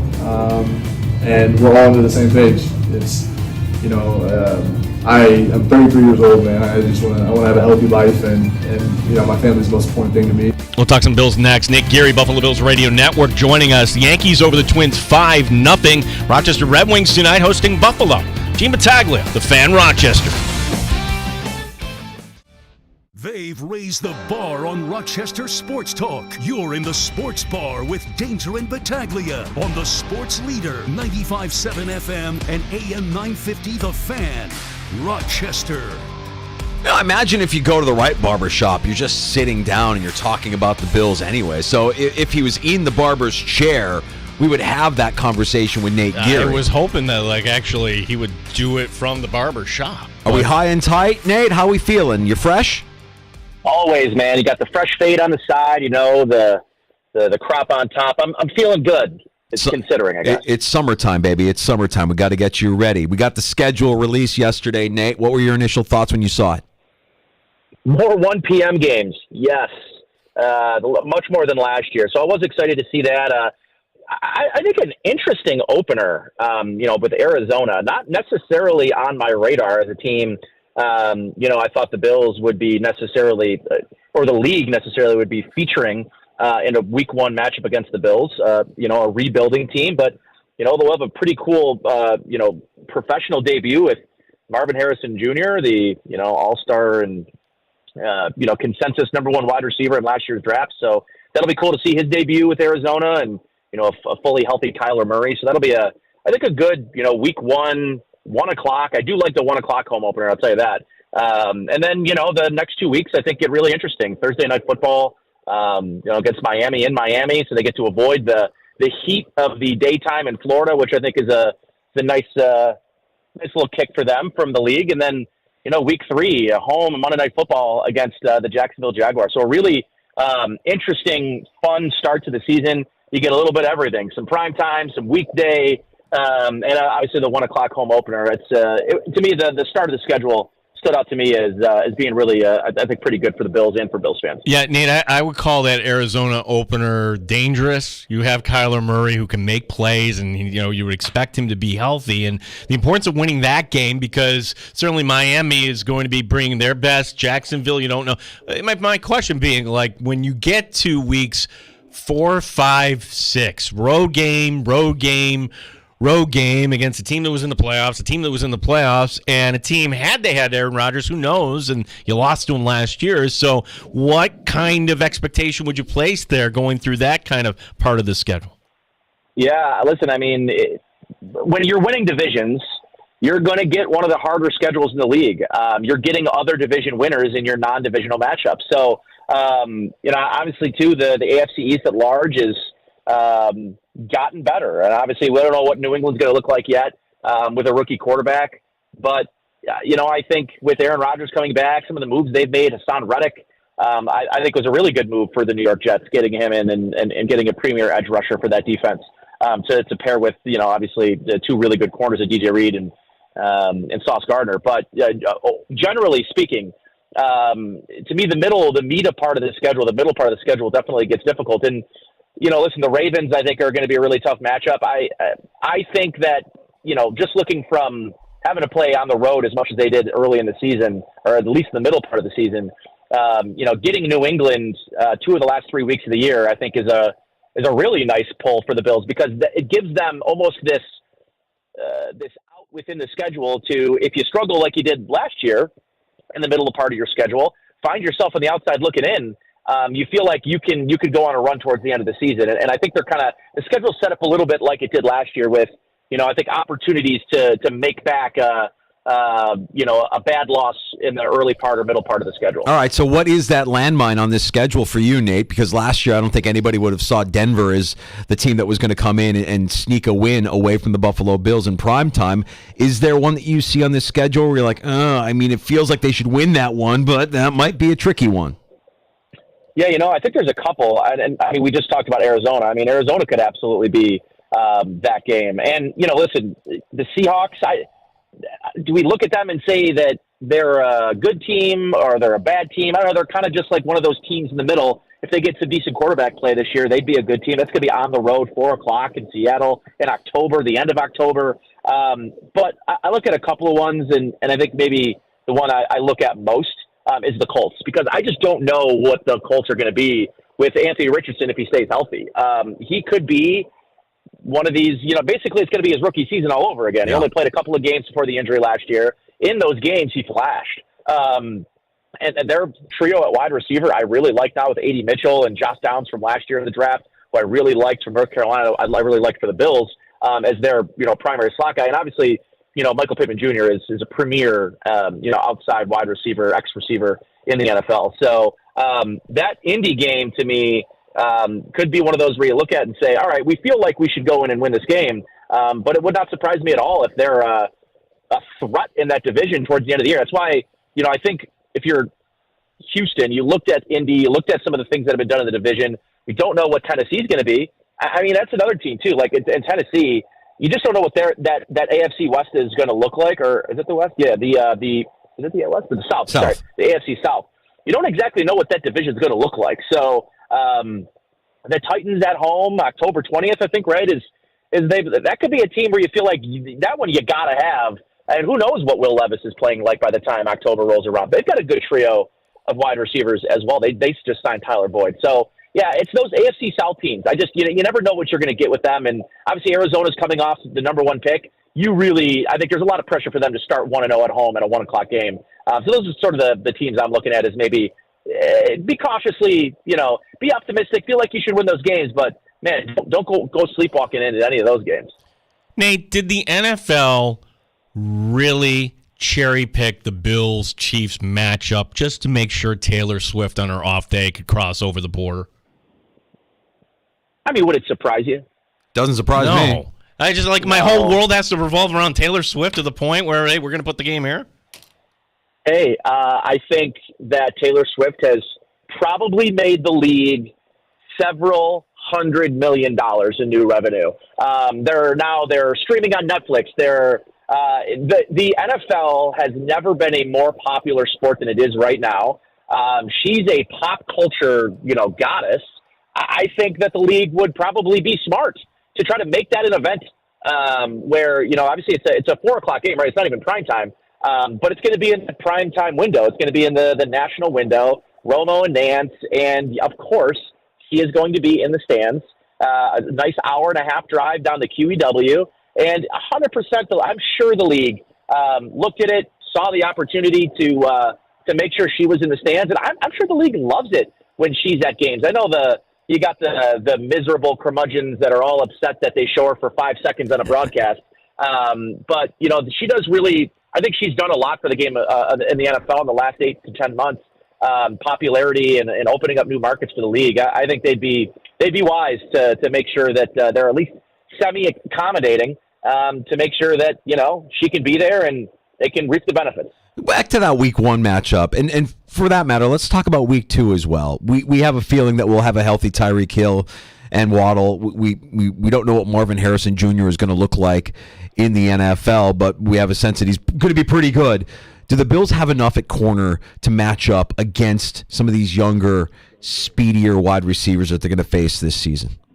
It's a fair question. I would tell you it's a concern to me. I think that they need Kyer Elam to really take a step forward this year. This isn't me telling you I don't think Christian Benford is good or that he doesn't deserve to start or that he's a good starting caliber player. What you have in Rasul Douglas. He's not a foot speed guy, but He is one of the more instinctual players that in the game at his position. I won't be worried about him playing against speed. Benford's had some injury problems, has missed some games here and there. But the one guy that is the true first-round talent, a guy with real raw ability, is Kyrie Elam. And if he's your only guy with that ceiling, that he can't see the field, I think that's a concern for me. But listen, this has not been the fleetest of foot room of corners, really the better part of the last couple of seasons. I wouldn't say speed was, the premier, asset that a Dane Jackson had, or that even a Tre'Davious White had. So this is a defense that largely does a great job limiting big plays, as we know. Tyreek Hill has had some of his worst games against Sean McDermott. Sean McDermott, short of the 13-second game, has, if you look at the numbers, Bills against, or Sean McDermott defenses against Tyreek Hill, he has some of the most consistent success against Tyreek Hill of any defensive play caller and defensive system in the league. So, of course, and now they've got Odell Beckham Jr. It's a formidable offense. It's been a formidable offense. Talk to me when they win a game in December. We're talking to Nate Geary, Buffalo Bills Radio Network. Switching gears here, Nate, because, we're only 2 months away, a little over 2 months from training camp. And you've been covering the Bills long enough to know what do we talk about every training camp, or what do Bills fans kind of gravitate to? It's always a wide receiver competition. It's always for like one spot maybe. Okay, on my depth chart I have Shakir, Samuel, and of course Keon Coleman. And then what? I mean, what do you think of this plan right now that Brandon Beane is coming up with, just bringing in a bunch of guys here, and who actually might shake out, do you think? Listen, as a well-known Notre Dame fan, apologist, whatever you want to call me. Oh, no. Don't defend him. You can't defend a guy who quit on his team, Nate. Do not do it. You won't hear me do it. Okay. And that is, to me, that should tell you everything you need to know as someone who has watched every snap of Notre Dame football for the better part of a decade and a half, maybe more. That was not a move that made a lot of sense to me. That was a guy that looked like he was preparing to continue his career in the CFL. So I don't really get that move. At the same time, listen, they're pulling straws. They're looking for anything and anything that they might stumble on some value. So I don't love it. I'm not going to sit here and tell you it's a disastrous move and it doesn't do anything for me. I do like the MVS move. I think that made the most sense to me. They need if you look at some of the catch numbers, the catch rate, yards per target, what they do. I mean, he is Gabriel Davis, except $16 million cheaper. He does all those same things. Similar drop rate. It's a downfield threat. This team really needed a boundary downfield threat. I thought after the draft and getting Keon Coleman that was something that stuck out to me. Paying him $1.5 million or something plus incentives. I think that was a no-brainer move for them to make, just to fill a role. Matt Collins, I don't know. He's going to be a good core special teams player. 2 years ago, I think it was in Miami. He played pretty well. It was Las Vegas when he played for the Raiders. He had a pretty good season with the Raiders. Listen, this offense is going to flow through, I think, two guys right now. I think it's going to flow through James Cook, who I think is going to see an even bigger uptick in catches this year and targets. And Dalton Kincaid. I think Dalton Kincaid is going to lead the league in terms of tight ends with receptions and targets.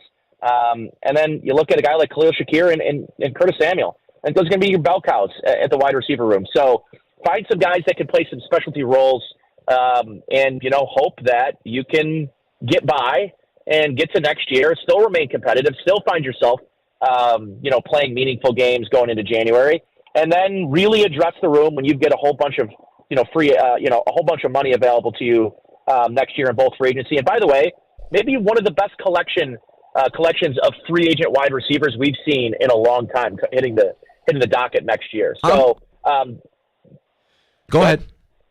No, just from the perspective of guys that they can go after next year, plus the draft and development of Keon Coleman, I think it'll be really interesting to see how it plays out. It's not going to look like it has in the last couple of years, that's for sure. Nate, I'm wondering if one of these guys has a pathway to the roster, given that we're going to see the NFL kickoff look completely different. It's a brand new play.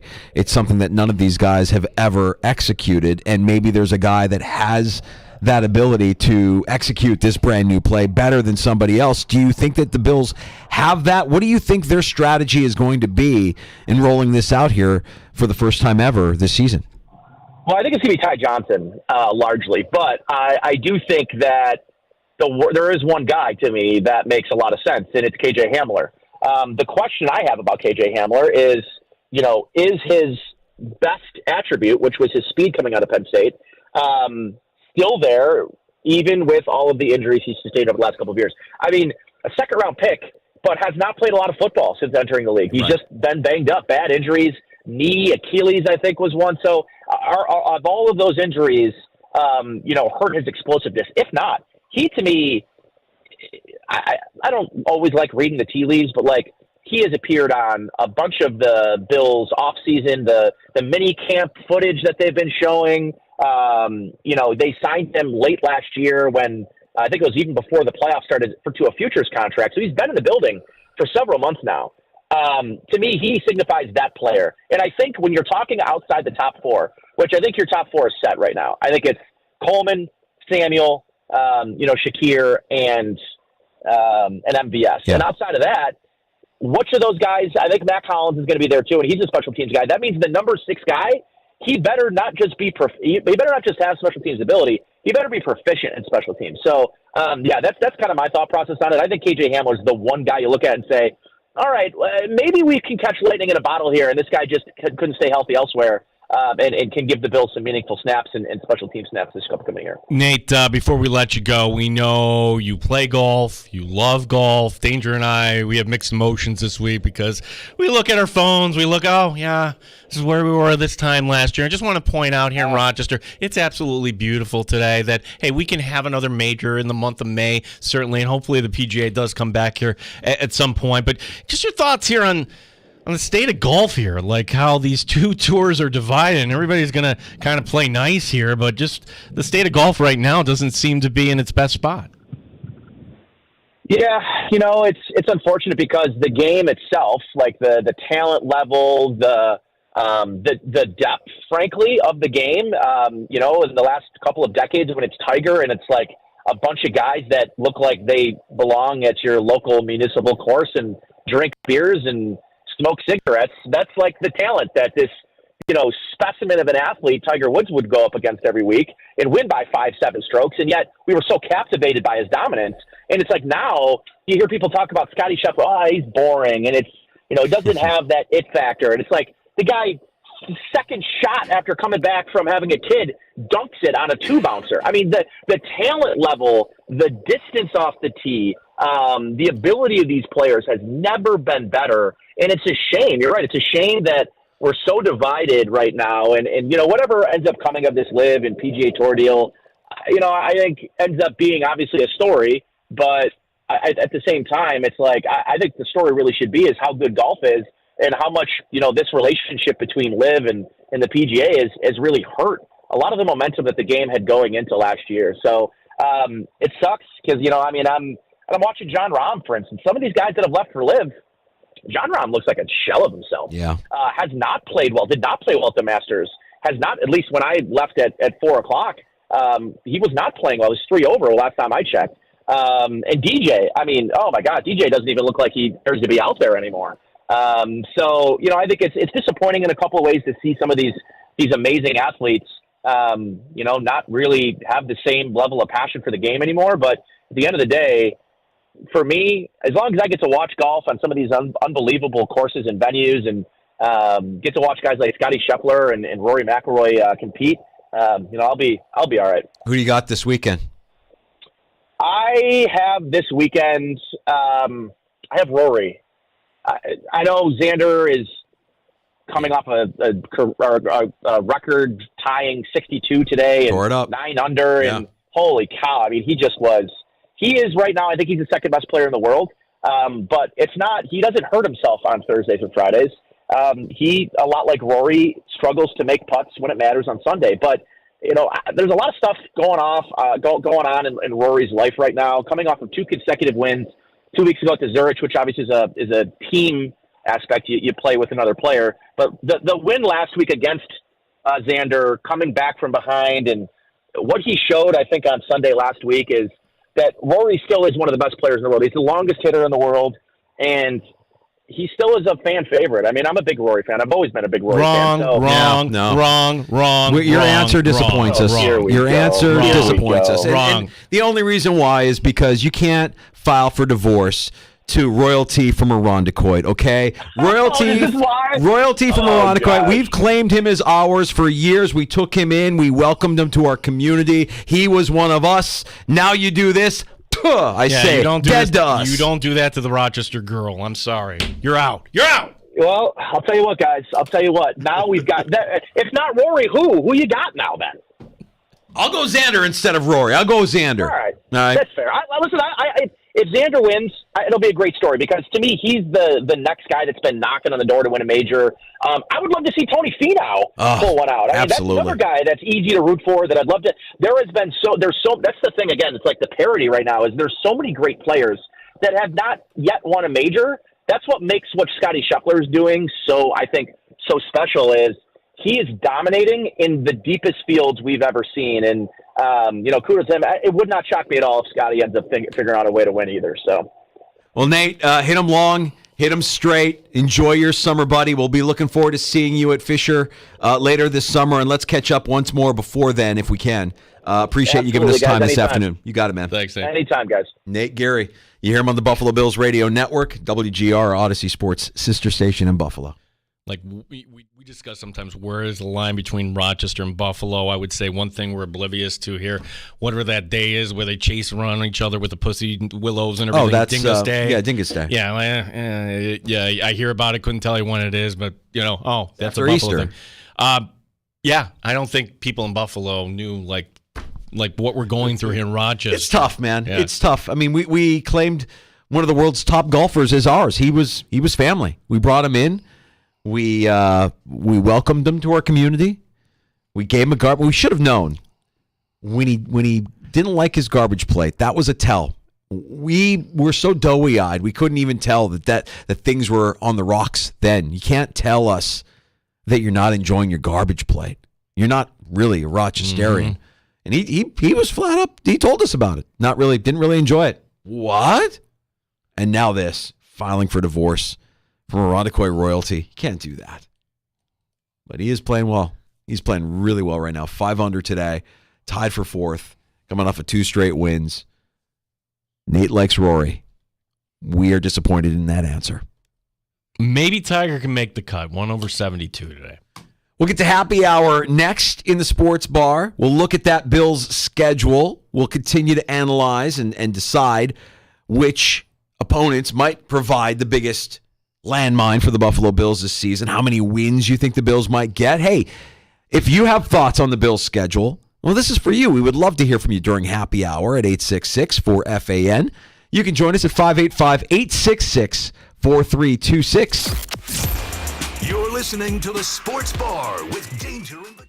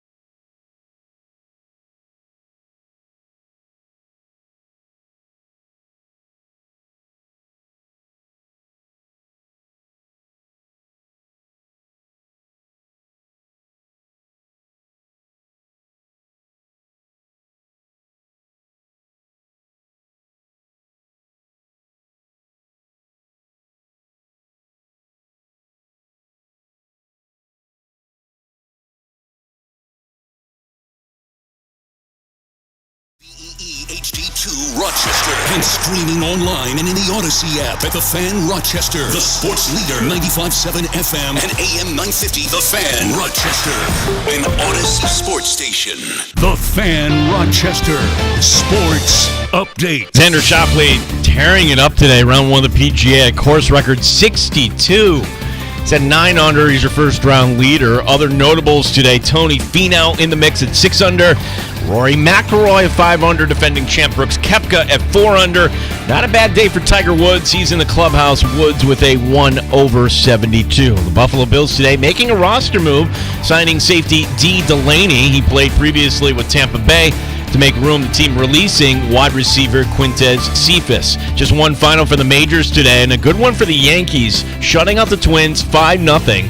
Clark Schmidt, 8 shutout innings, allowing only 3 hits, striking out 8. Rochester Red Wings tonight looking to get back to 500 as they take on Buffalo. Stanley Cup playoffs tonight. It's the Rangers and Canes, Game 6. Gene Battaglia, the sports leader, 95.7 FM and AM 950, The Fan Rochester.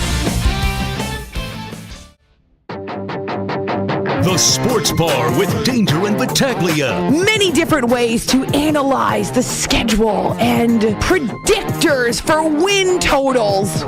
I would say the theme early is primetime games consecutively. The theme late, 4 o'clock games. Josh Allen, starred in the Bills video. Well, yeah. Mike Danger. Don't worry, I'll watch all 32 teams' schedule release videos so you don't have to, and I'll give you my power rankings. I like that. You like that? You like that? Gene Battaglia. Okay, so it is Arizona, 1 o'clock. Bring in Kyle Murray and the Arizona Cardinals. Arizona's not coming to Buffalo and winning. Checking out the PGA at Valhalla. I got down. Did you get down on any golf? Amongst the big names, maybe DeChambeau, maybe Morikawa, and of course Scotty Scheffler, who's as good as anybody. Tiger Woods making the cut this weekend. The Nuggets and T-Wolves have the NBA playoff stage to themselves tonight. Game 6 in Minnesota. The Colorado Avalanche. I am not cool. I can't spot cool. 95.7 FM and AM 950 The Fan, Rochester.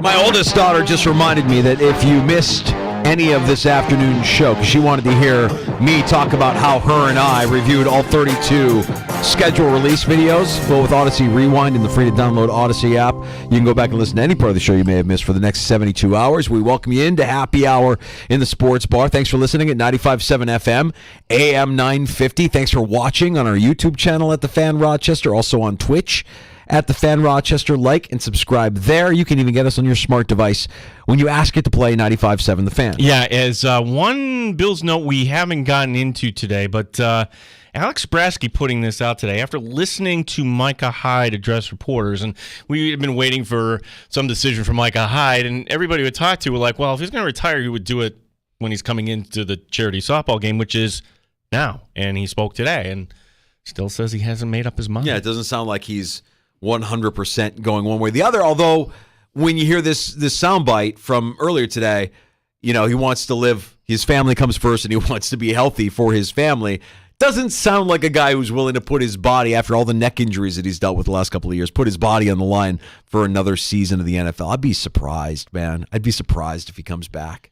Well, it's so tough in any profession to actually, finger quote, retire. Like for anybody that still has something left to give and to walk away, and for Micah Hyde, maybe it's a scenario, Danger, where, all right, we're going to go through none of these players want to be on the field in May. They want to be home with their families. None of them want to be at training camp. Right. Sorry. So could the Bills actually, could Micah Hyde say, hey, I'm ready now? I could see that where Hyde is going to say, I'm not going to say I'm retired, but hey, week 1, if you need me, I'll keep myself in shape and I can kind of come in. Well, keeping himself in shape will be the big thing, and injuries happen.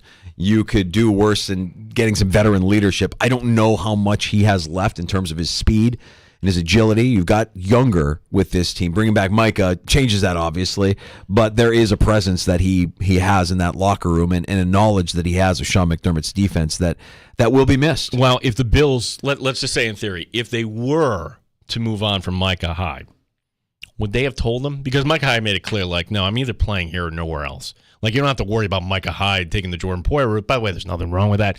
That, like, Poyer wanted to go still play. He's down in Miami. No. Hyde is either in Buffalo or nowhere else. So are the Bills leaving the door open, or are they just not communicating? Because if the Bills have decided, look, we love you, but we don't think you don't have anything left, I hope they would have said, hey, you know what? I'm sorry. Yeah, I don't know if that conversation has happened. I don't know that they have to give him that conversation. I mean, you could say, oh, they owe him that. No, they really don't. I mean, he's under contract. You pay him for what he does. You're not going to pay him for his past. You're paying him for what he can bring to the table in the future. And right now, they don't really need an explanation. They don't need to explain to Micah Hyde why they're doing what they're doing at his position this offseason and why he may not be needed this upcoming season. Now, the flip side to that is you have to be respectful, and you obviously have to continue to engage him, knowing that maybe you do. Maybe there is an injury, and you call Micah Hyde. Well, what they have at the safety position, look, we hope Bishop kind of steps in there, but that is nothing you can really bank on, certainly not week one. Rapp, we have differing viewpoints. Some people really like him. I see some flaws. I don't know if that's long-term. I think we can kind of say that as a baseline. Certainly Micah Hyde wouldn't be long-term either, but I just thought that was interesting that I thought we would have had Micah saying, thank you, Bills fans. He did not say that. Right. Well, there's money on the line. That's why he didn't say that. There's potentially millions of dollars on the line for him saying, yes, I'm in or yes, I'm out. So he kept it kind of vague. But my lean on it is that he's not coming back, because why would you put your body at risk? If you want to believe him at face value, why would you put your body at risk dealing with a neck injury or a back injury?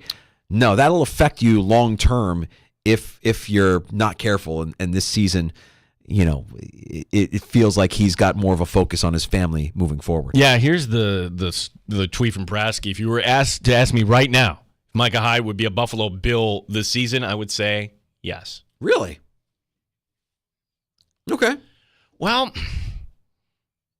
can he be? Who was the guy? Coleman? Keon Coleman. Not Keon Coleman. Oh. The other Coleman. Kirk Coleman. Kirk Coleman, yeah. From the Panthers. Right. Kirk Coleman came into Buffalo. Danger, I don't think he saw the field at all, but he was on the roster. He was also here at training camp. Right. If that's something he's trying to avoid, then wait and see. And I think that's probably where he's at. I'll wait and see. My body will be ready if you need me. But right now, I don't need to make a decision. I'm trying to figure out what I'm going to do this summer and how much time I want to spend with my family. The Bills did make a move, and they did make a move at safety. D. Delaney brought in to the Buffalo Bills. He spent the last 3 seasons with the Buccaneers. It's a 1-year deal. 49 regular season games over those 3 seasons in Tampa. 5 starts during that time, 71 tackles, 3 interceptions. In the corresponding move, the Bills moving on from wide receiver Quintez Cephas. You can always join us. Hey, it's happy hour here. Happy hour is better with friends, right? 866-4FAN, 866-4326. One of our favorites. Steve and Victor checking in. Hey, Steve. Steve-O. Hey, what's going on, fellas? How are you? Good. So, any thoughts on Micah Hyde just saying this stuff today to get more donations for his charity softball game? Boy, you are cynical, Steve. Cynical. Well, I think Steve understands what it takes to raise funds when you need to raise funds, if I'm not mistaken, Steve, right? Yeah. I mean, I'm in the nonprofit world. Where my mind goes for that.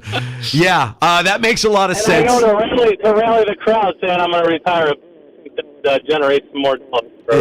Yeah. Like, you can always follow the dollar, right? Like when you hear somebody say what they say or not say, it's like, why? Well, money, probably. And for Micah Hyde, yeah, there's maybe more to be made if you don't say today, yeah, I'm not coming back next year, guys. Sorry.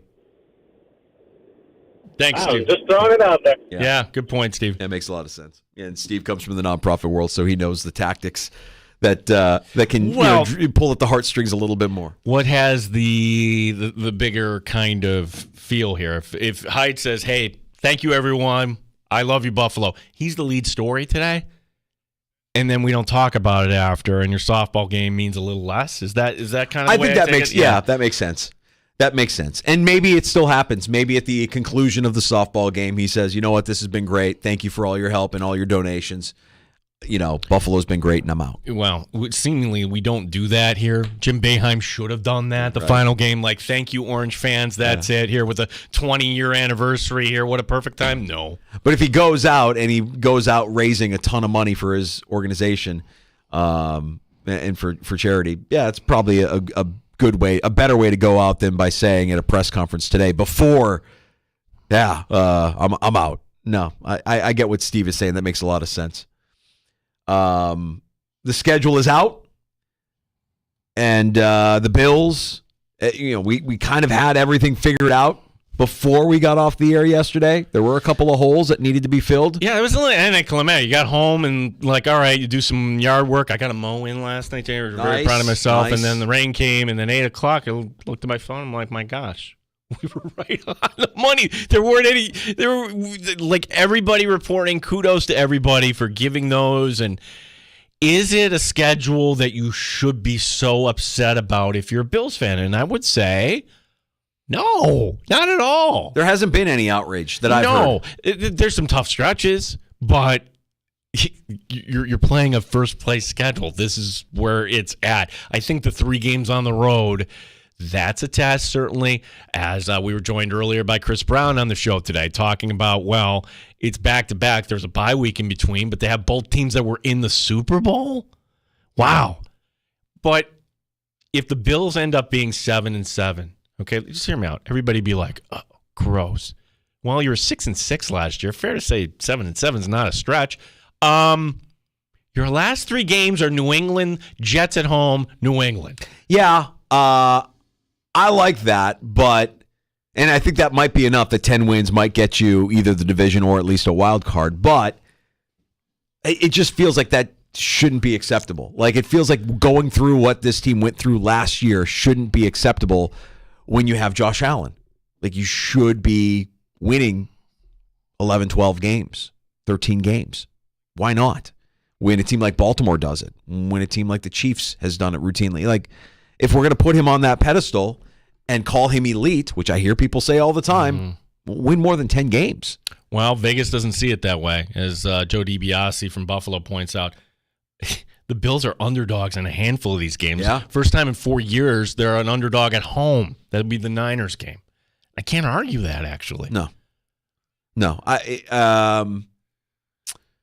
No. And for what it's worth, the Bills aren't the only team in the NFL that got the 3 road game in a row stretch. The Bears, the Browns, the Vikings also have stretches of their schedule where they're on the road for 3 consecutive weeks. But then again, when it comes to, I think what's more important for Buffalo, the rest. And the Bills are not facing anybody that is coming off a bye. That's big. Where Buffalo, San Francisco, sorry, you're going to get the Bills get 2 weeks to prepare for the Niners. So there are some inequities going in Buffalo's favor in the schedule for sure. I wonder what the Jets are thinking, because the Jets might have gotten the rawest of raw deals. Well, we'll talk to Dan Leberfeld on the show tomorrow, and by the end, we'll be convinced that the Jets, this is the year that they break through and they win the division. I love it. And, with Aaron Rodgers, anything is possible. When those lines came out last night, my jaw dropped. I'm thinking, all right, San Francisco, the Jets, that's 8, 8.5, 9, 5.5. Now, I'm not an odds maker, but then you put on the brakes wait a second, what am I missing with this Niners team that not everybody would be so confident? My gosh, have you not watched Aaron Rodgers play the Niners over the years? Right. The Niners defense is what has me most curious. Do they look the same? They have new leadership. We haven't seen what the Jets can look like with Aaron Rodgers. We haven't seen it yet. And I think that's probably what is reflective in that line. And I think the NFL also recognizes, hey, before this guy turns to dust, let's get as many primetime and standalone games out of the Jets as we can get. I think they got 6 primetime games, if I'm not mistaken. 7 standalone games in their first 12 weeks. There was something when we had this reported, hey, Bills Chiefs, November 17th. Okay, great. 425. Cool. It's not on my radar, Danger, that I don't know where Taylor Swift is. I was not unfamiliar that she was up in Toronto. I didn't know when. But the idea that Taylor Swift is doing a whole series up in Toronto, and her off day happens to be the day where her boyfriend is playing 1.5 hours down the road on the QEW. Are you kidding me?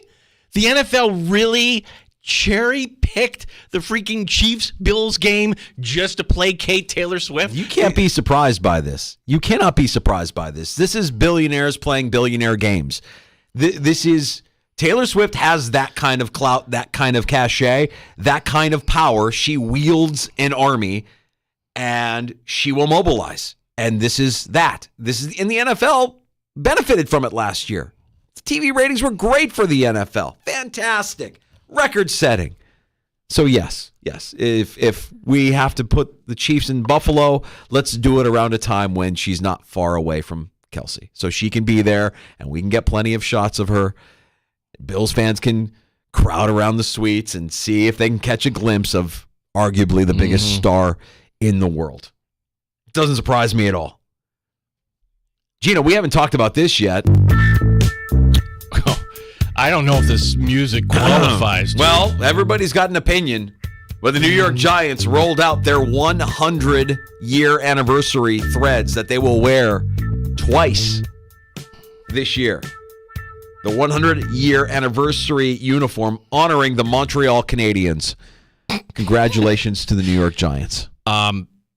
Literally, that you say that just because this is what these jerseys look like, the red, the horizontal blue stripe across the front, and just the numbers in the front and the back. And you could also say that they're wearing Michigan helmets. Sure. And apparently this is just kind of a mishmash. Hey, they wore these jerseys in 1932. They wore these socks in 1928. They wore this helmet in whenever. They're ugly. They're butt-ass ugly. I'm sorry. I'm not on board with this. If you're a Giant fan, you've got to be kidding me. You are the franchise of Bill Parcells and Tom Coughlin, and you're wearing this cosplay crap? What are you doing? I disagree. I like them. You're not buying that if you're a Giant fan. I like them. If they were hockey, Gino. It has the look of a New Year's Day hockey. Gino, the pants, the jersey, the helmet, all of it. It took me a second. My initial reaction, they're going to wear Montreal Canadiens sweaters. Now, how nice. Now I look at them like, you know what? Kind of like the look. I kind of like it. It's going to stand out. Nobody else is doing it. Anything. I mean, you know what it reminds me of? It reminds me of the true throwbacks that we used to see Green Bay and Chicago wear when throwbacks first became a thing, and you saw the tan pants that they used to wear back in the day.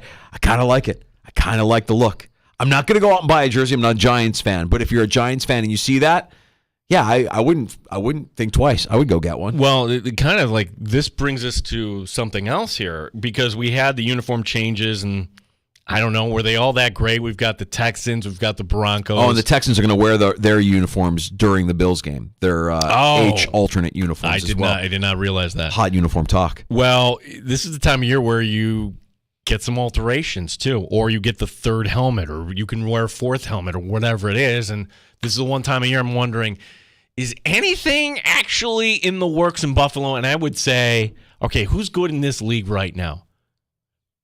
Does Kansas City do this? No. It's a loser move. It's a loser move. You're trying to generate money from a fan base. You're trying to milk them with it's the Niners doing this. It's a thing that loser teams do. The Steelers don't have to do it. The Chiefs don't have to do it. The Niners don't have to do it. The Packers don't have to do it. Your Bears were an eyesore. Will you just admit that, wearing those orange? You don't have to sell me. I hated it when they came out with the orange helmet. I'm not a fan. I don't like the orange jerseys. I'm traditional. I like the navy. You know what I miss? I miss the white on white that they used to wear back in the early 80s. I kind of miss those, but those aren't coming back. I don't like the orange. I do like the throwbacks that they wear that have that Michigan style helmet with the blue and the orange. I can get down with those.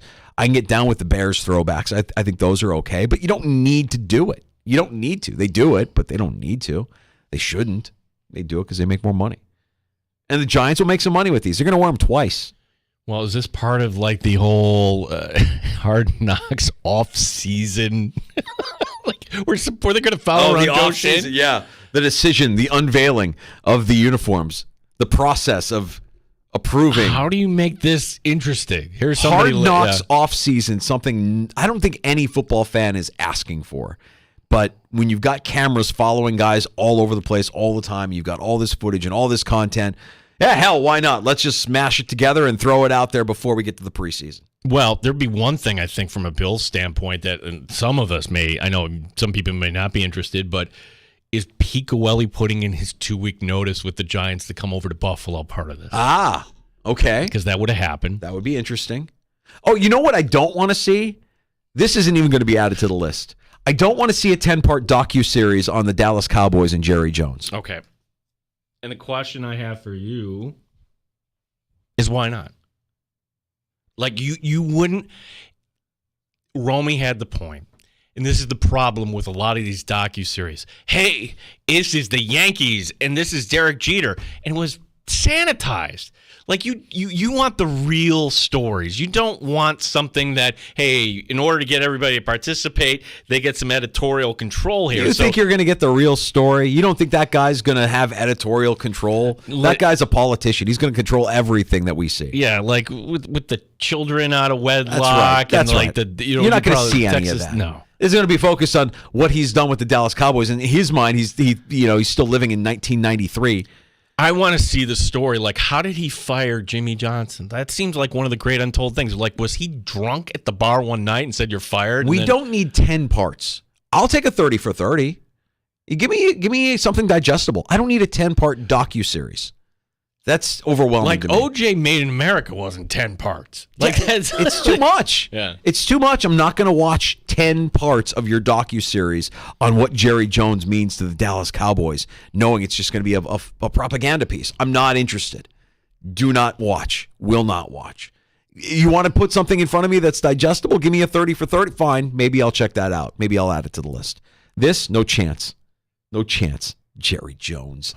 You don't think he's going to have editorial control over what the final product looks like? It's going to make him look like a friggin' hero. It's going to show him at some ribbon cutting for some not-for-profit house that he donated some money to. It's not going to have any story like, hey, wait a second, why was Jerry Jones in a car accident in one of the worst neighborhoods in Dallas? What was he doing driving through there? Right. You're not going to get any of that. You won't get any of that.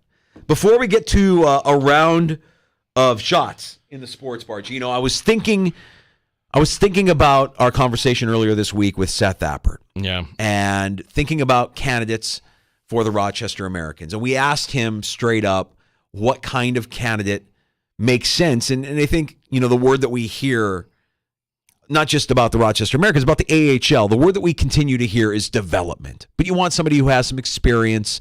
You want somebody who's been around.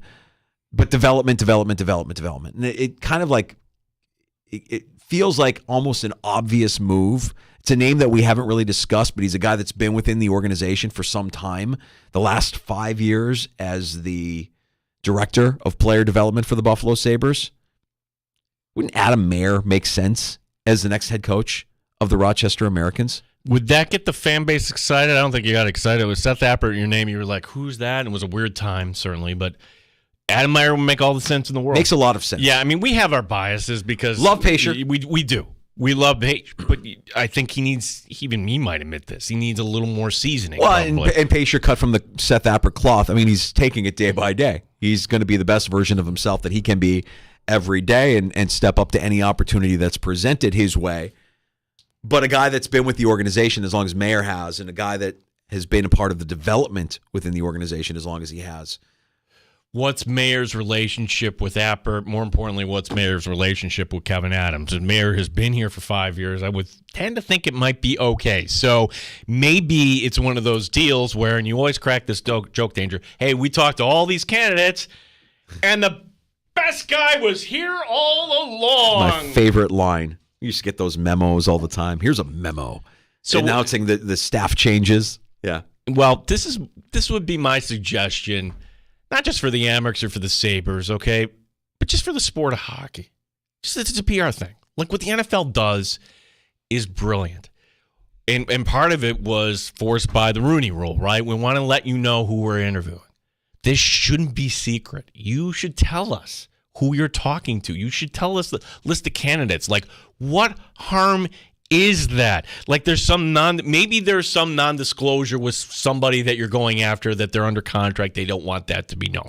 Fine. But if you interview Nathan Page, let's say today, then let us know. What is wrong with that? You need to let your fan base know what's going on here. Yeah, unless there's a competitive situation where you're worried that if somebody gets a sniff that you're going after this guy, that they might go after that guy as well. There's openings everywhere, especially this time of year. I don't know, just something that popped into my head in thinking about what the future looks like for the Rochester Americans, and certainly somebody that's got familiarity within the organization.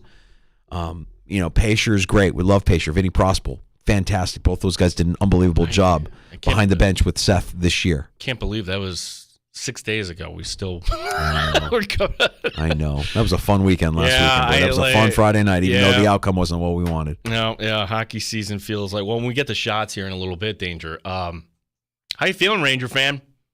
Feeling confident tonight? They're gripping. I'm going to explain why the worst hockey market isn't Phoenix. It's not. When I tell you you're like, really? You're kidding me. We're better fans in hockey than this in Rochester than this other town. I'll explain. The NBA tonight is certainly interesting, and there's one coach that's on the hot seat.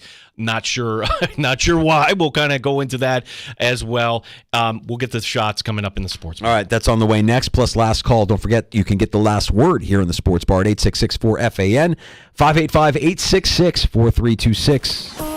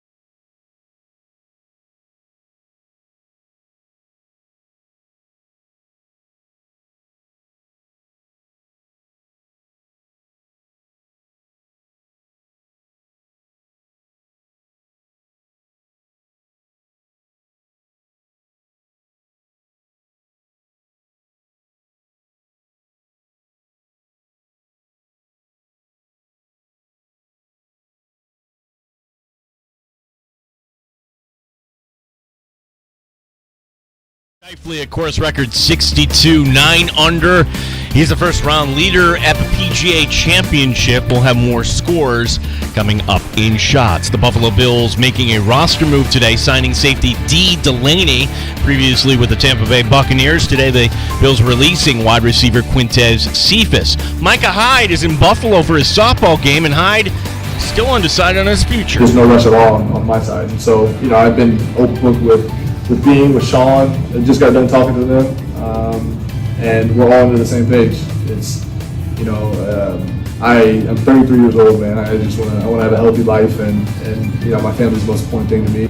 Yankees beat the Twins today, 5-0. Clark Schmidt, 8 shutout innings. The Rochester Red Wings tonight look to get back to 500. They take on Buffalo. Gene Battaglia, the Fan, Rochester.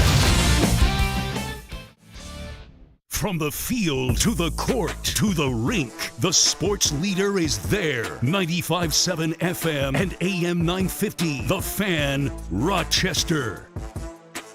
All right, let's get to a round of shots as we have the PGA Championship, round 1, underway today from Valhalla. Yeah, I'm still kind of, this was great last year. And I miss weather. it. Yeah, I miss it, man. That was a lot of fun last year. I don't want to take it for granted. It was great, and I'm going to point this out until they bring it back that, hey, you can't have it in May. It would have been just fine this week. Sure, there's a little rain in the forecast tomorrow, Sunday. Sunday looks beautiful, by the way, so it's tomorrow and Saturday that look a little rainy. But Xander Schauffele, brilliant today. 62, course record, 9 under. Give it to me one more time. He's 9 under. 9 times. Tony Finau. Now, you were talking earlier with Nate Gehry, like as far as golfers you would like to see win. What about Finau? A guy who's always been love Finau. Yeah, Sahith Theegala. He's also off the course of the 65 today. That's 3 shots back. Don't mention him. Dead to us. Mr. McIlroy. 66. Dead to us. Don't care if you shot a 66. You don't do that to a Rondequoit royalty. What if he wins this week and then he gets up and he's ready to take the Wanamaker? He's like, Eric, I'm so sorry. I take you back. Are we taking him back? No. He said bad things about the garbage plate. Yeah. No. Sorry. We need more than that. Mm-hmm. Yeah. Bryson DeChambeau today, he's in the mix of 68. That's not bad. Justin Thomas with a 69. Keegan Bradley also with a 69. Nice. Jordan Spieth. There's a lot of names that shot decent rounds here today, Danger. What about Tiger Woods? A 1/72. So that's not bad. Tommy Fleetwood, 1/72. Sports bar favorite. Oh, of course, with the pomade from the Pomade Plains. Yeah, he's got some unbelievable lettuce. The live golfers are inconsistent. Koepka's there, DeChambeau is there, but Jon Rahm doesn't look like Jon Rahm. Jon Rahm, 2 over through 10 so far. Oh, yeah? Yeah. Okay. Jon Rahm, 2 over. Oh. He doesn't look good anymore because he's on the live tour. Another guy there, Danger, one of our favorites, another live guy, 3 over through 14, Taylor Gooch. Taylor Gooch? Oh, yeah? Well, I'm going to go up to Buffalo, and I'm going to go get some hot wings and blue cheese, and then after that, I'm going to take my kids to the Bills game. Taylor Gooch is the name of every frat guy you've ever met. Gooch. This is an obscure reference, but if you were in our town in the 90s, there was this cable access show called Life Without Shame. I only heard stories. Yeah. Legendary. Yeah. I don't. Is it on YouTube? I'm not sure, but it's not a lot you can put on today. Who would be the golfer without shame? That's John Daly, who gets the golden tick every year because, well, he won 2 of these things. Daly was out there today. He shot an 82, 11 over. He doesn't care. No, man. Just be a part of the whole thing. Just show up, swing a club, have some fun. You're not making the cut. What a life. What a life. We should all aspire to have that life. What a great life. It is certainly quality indeed. Another great night of sports coming up here. But before we get to that, the paparazzi, Danger, you brought his name up. I didn't.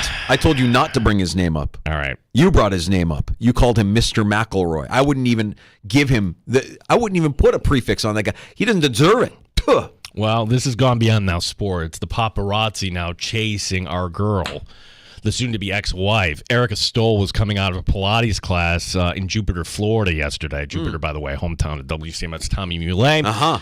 Stoll was not wearing her $650,000 engagement ring, but did appear to have still on her wedding band. When asked by the Daily Mail, she politely declined to comment. That's right. You're dealing with international paparazzi. You're dealing with paparazzi from the UK, and they hit a little bit differently. They'll go cheap. They will. Yeah, they're cheap shot artists. Yeah, they do not care. They do not care about privacy. Yeah, that's ridiculous. And they better watch their step. Okay, we know people, and you don't do that to Irondequoits. To family in Irondequoit. Yeah, if you listen to our station on the weekend on the Infinity Sports Network, you're going to hear a variety of hosts from around the country.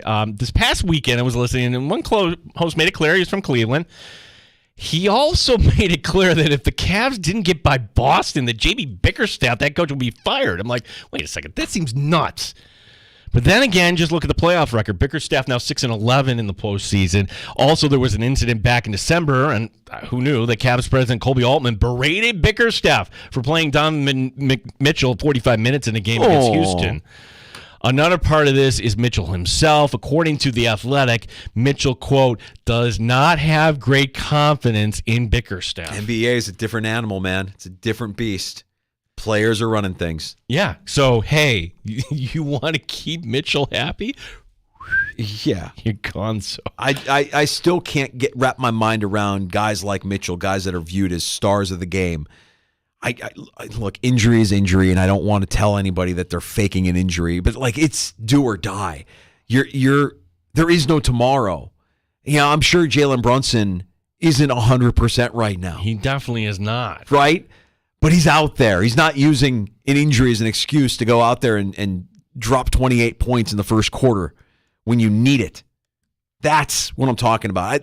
I know Thibodeau gets a lot of heat for running his guys into a pulp, but man, I love the heart that goes with that. And if Bickerstaff is trying to instill that heart into a team that doesn't have it, well, maybe his next destination will have some players who have that heart of a champion. Have you flip-flop here on the Denver Nuggets? The defending champs have won their last 3 in their series against Minnesota. Tonight, to close it out here, a chance in 6 games. It's actually the T-Wolves favored by 2.5 points at home. That is on ESPN at 8:30.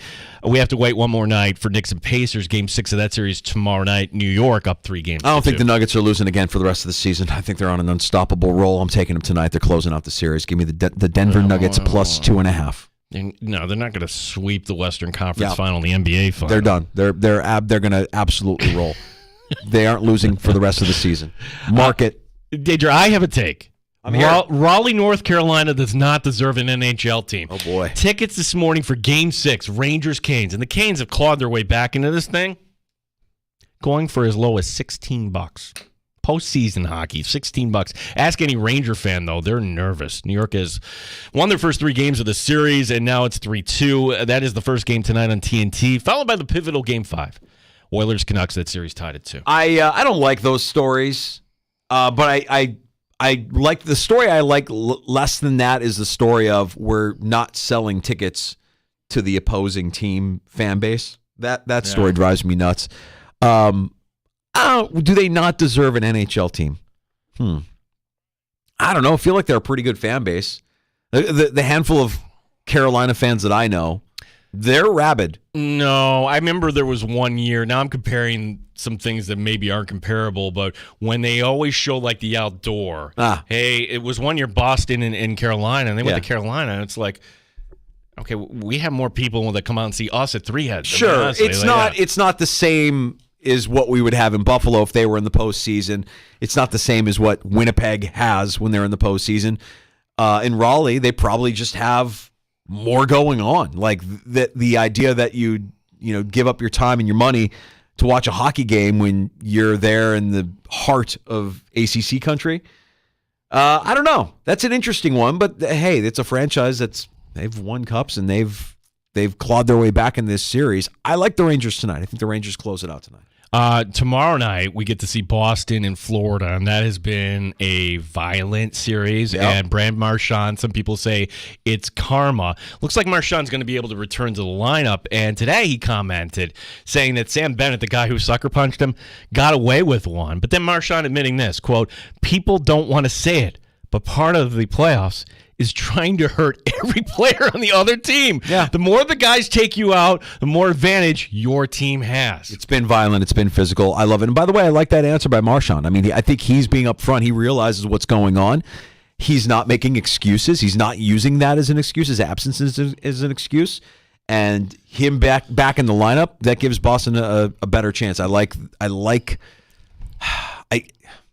just rooting for chaos. I want the Rangers and Bruins. I want the Knicks and Celtics. I just want that to be the Eastern Conference Finals in the NBA and NHL. I want to start here.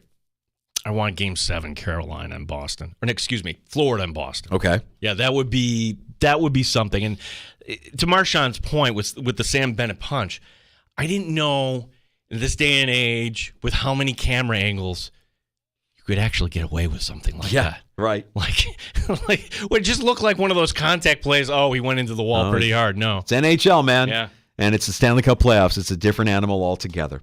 Last call is next. You can join us in the sports bar, 866-4FAN. You get the final say, the final word, 866-4326. You're listening to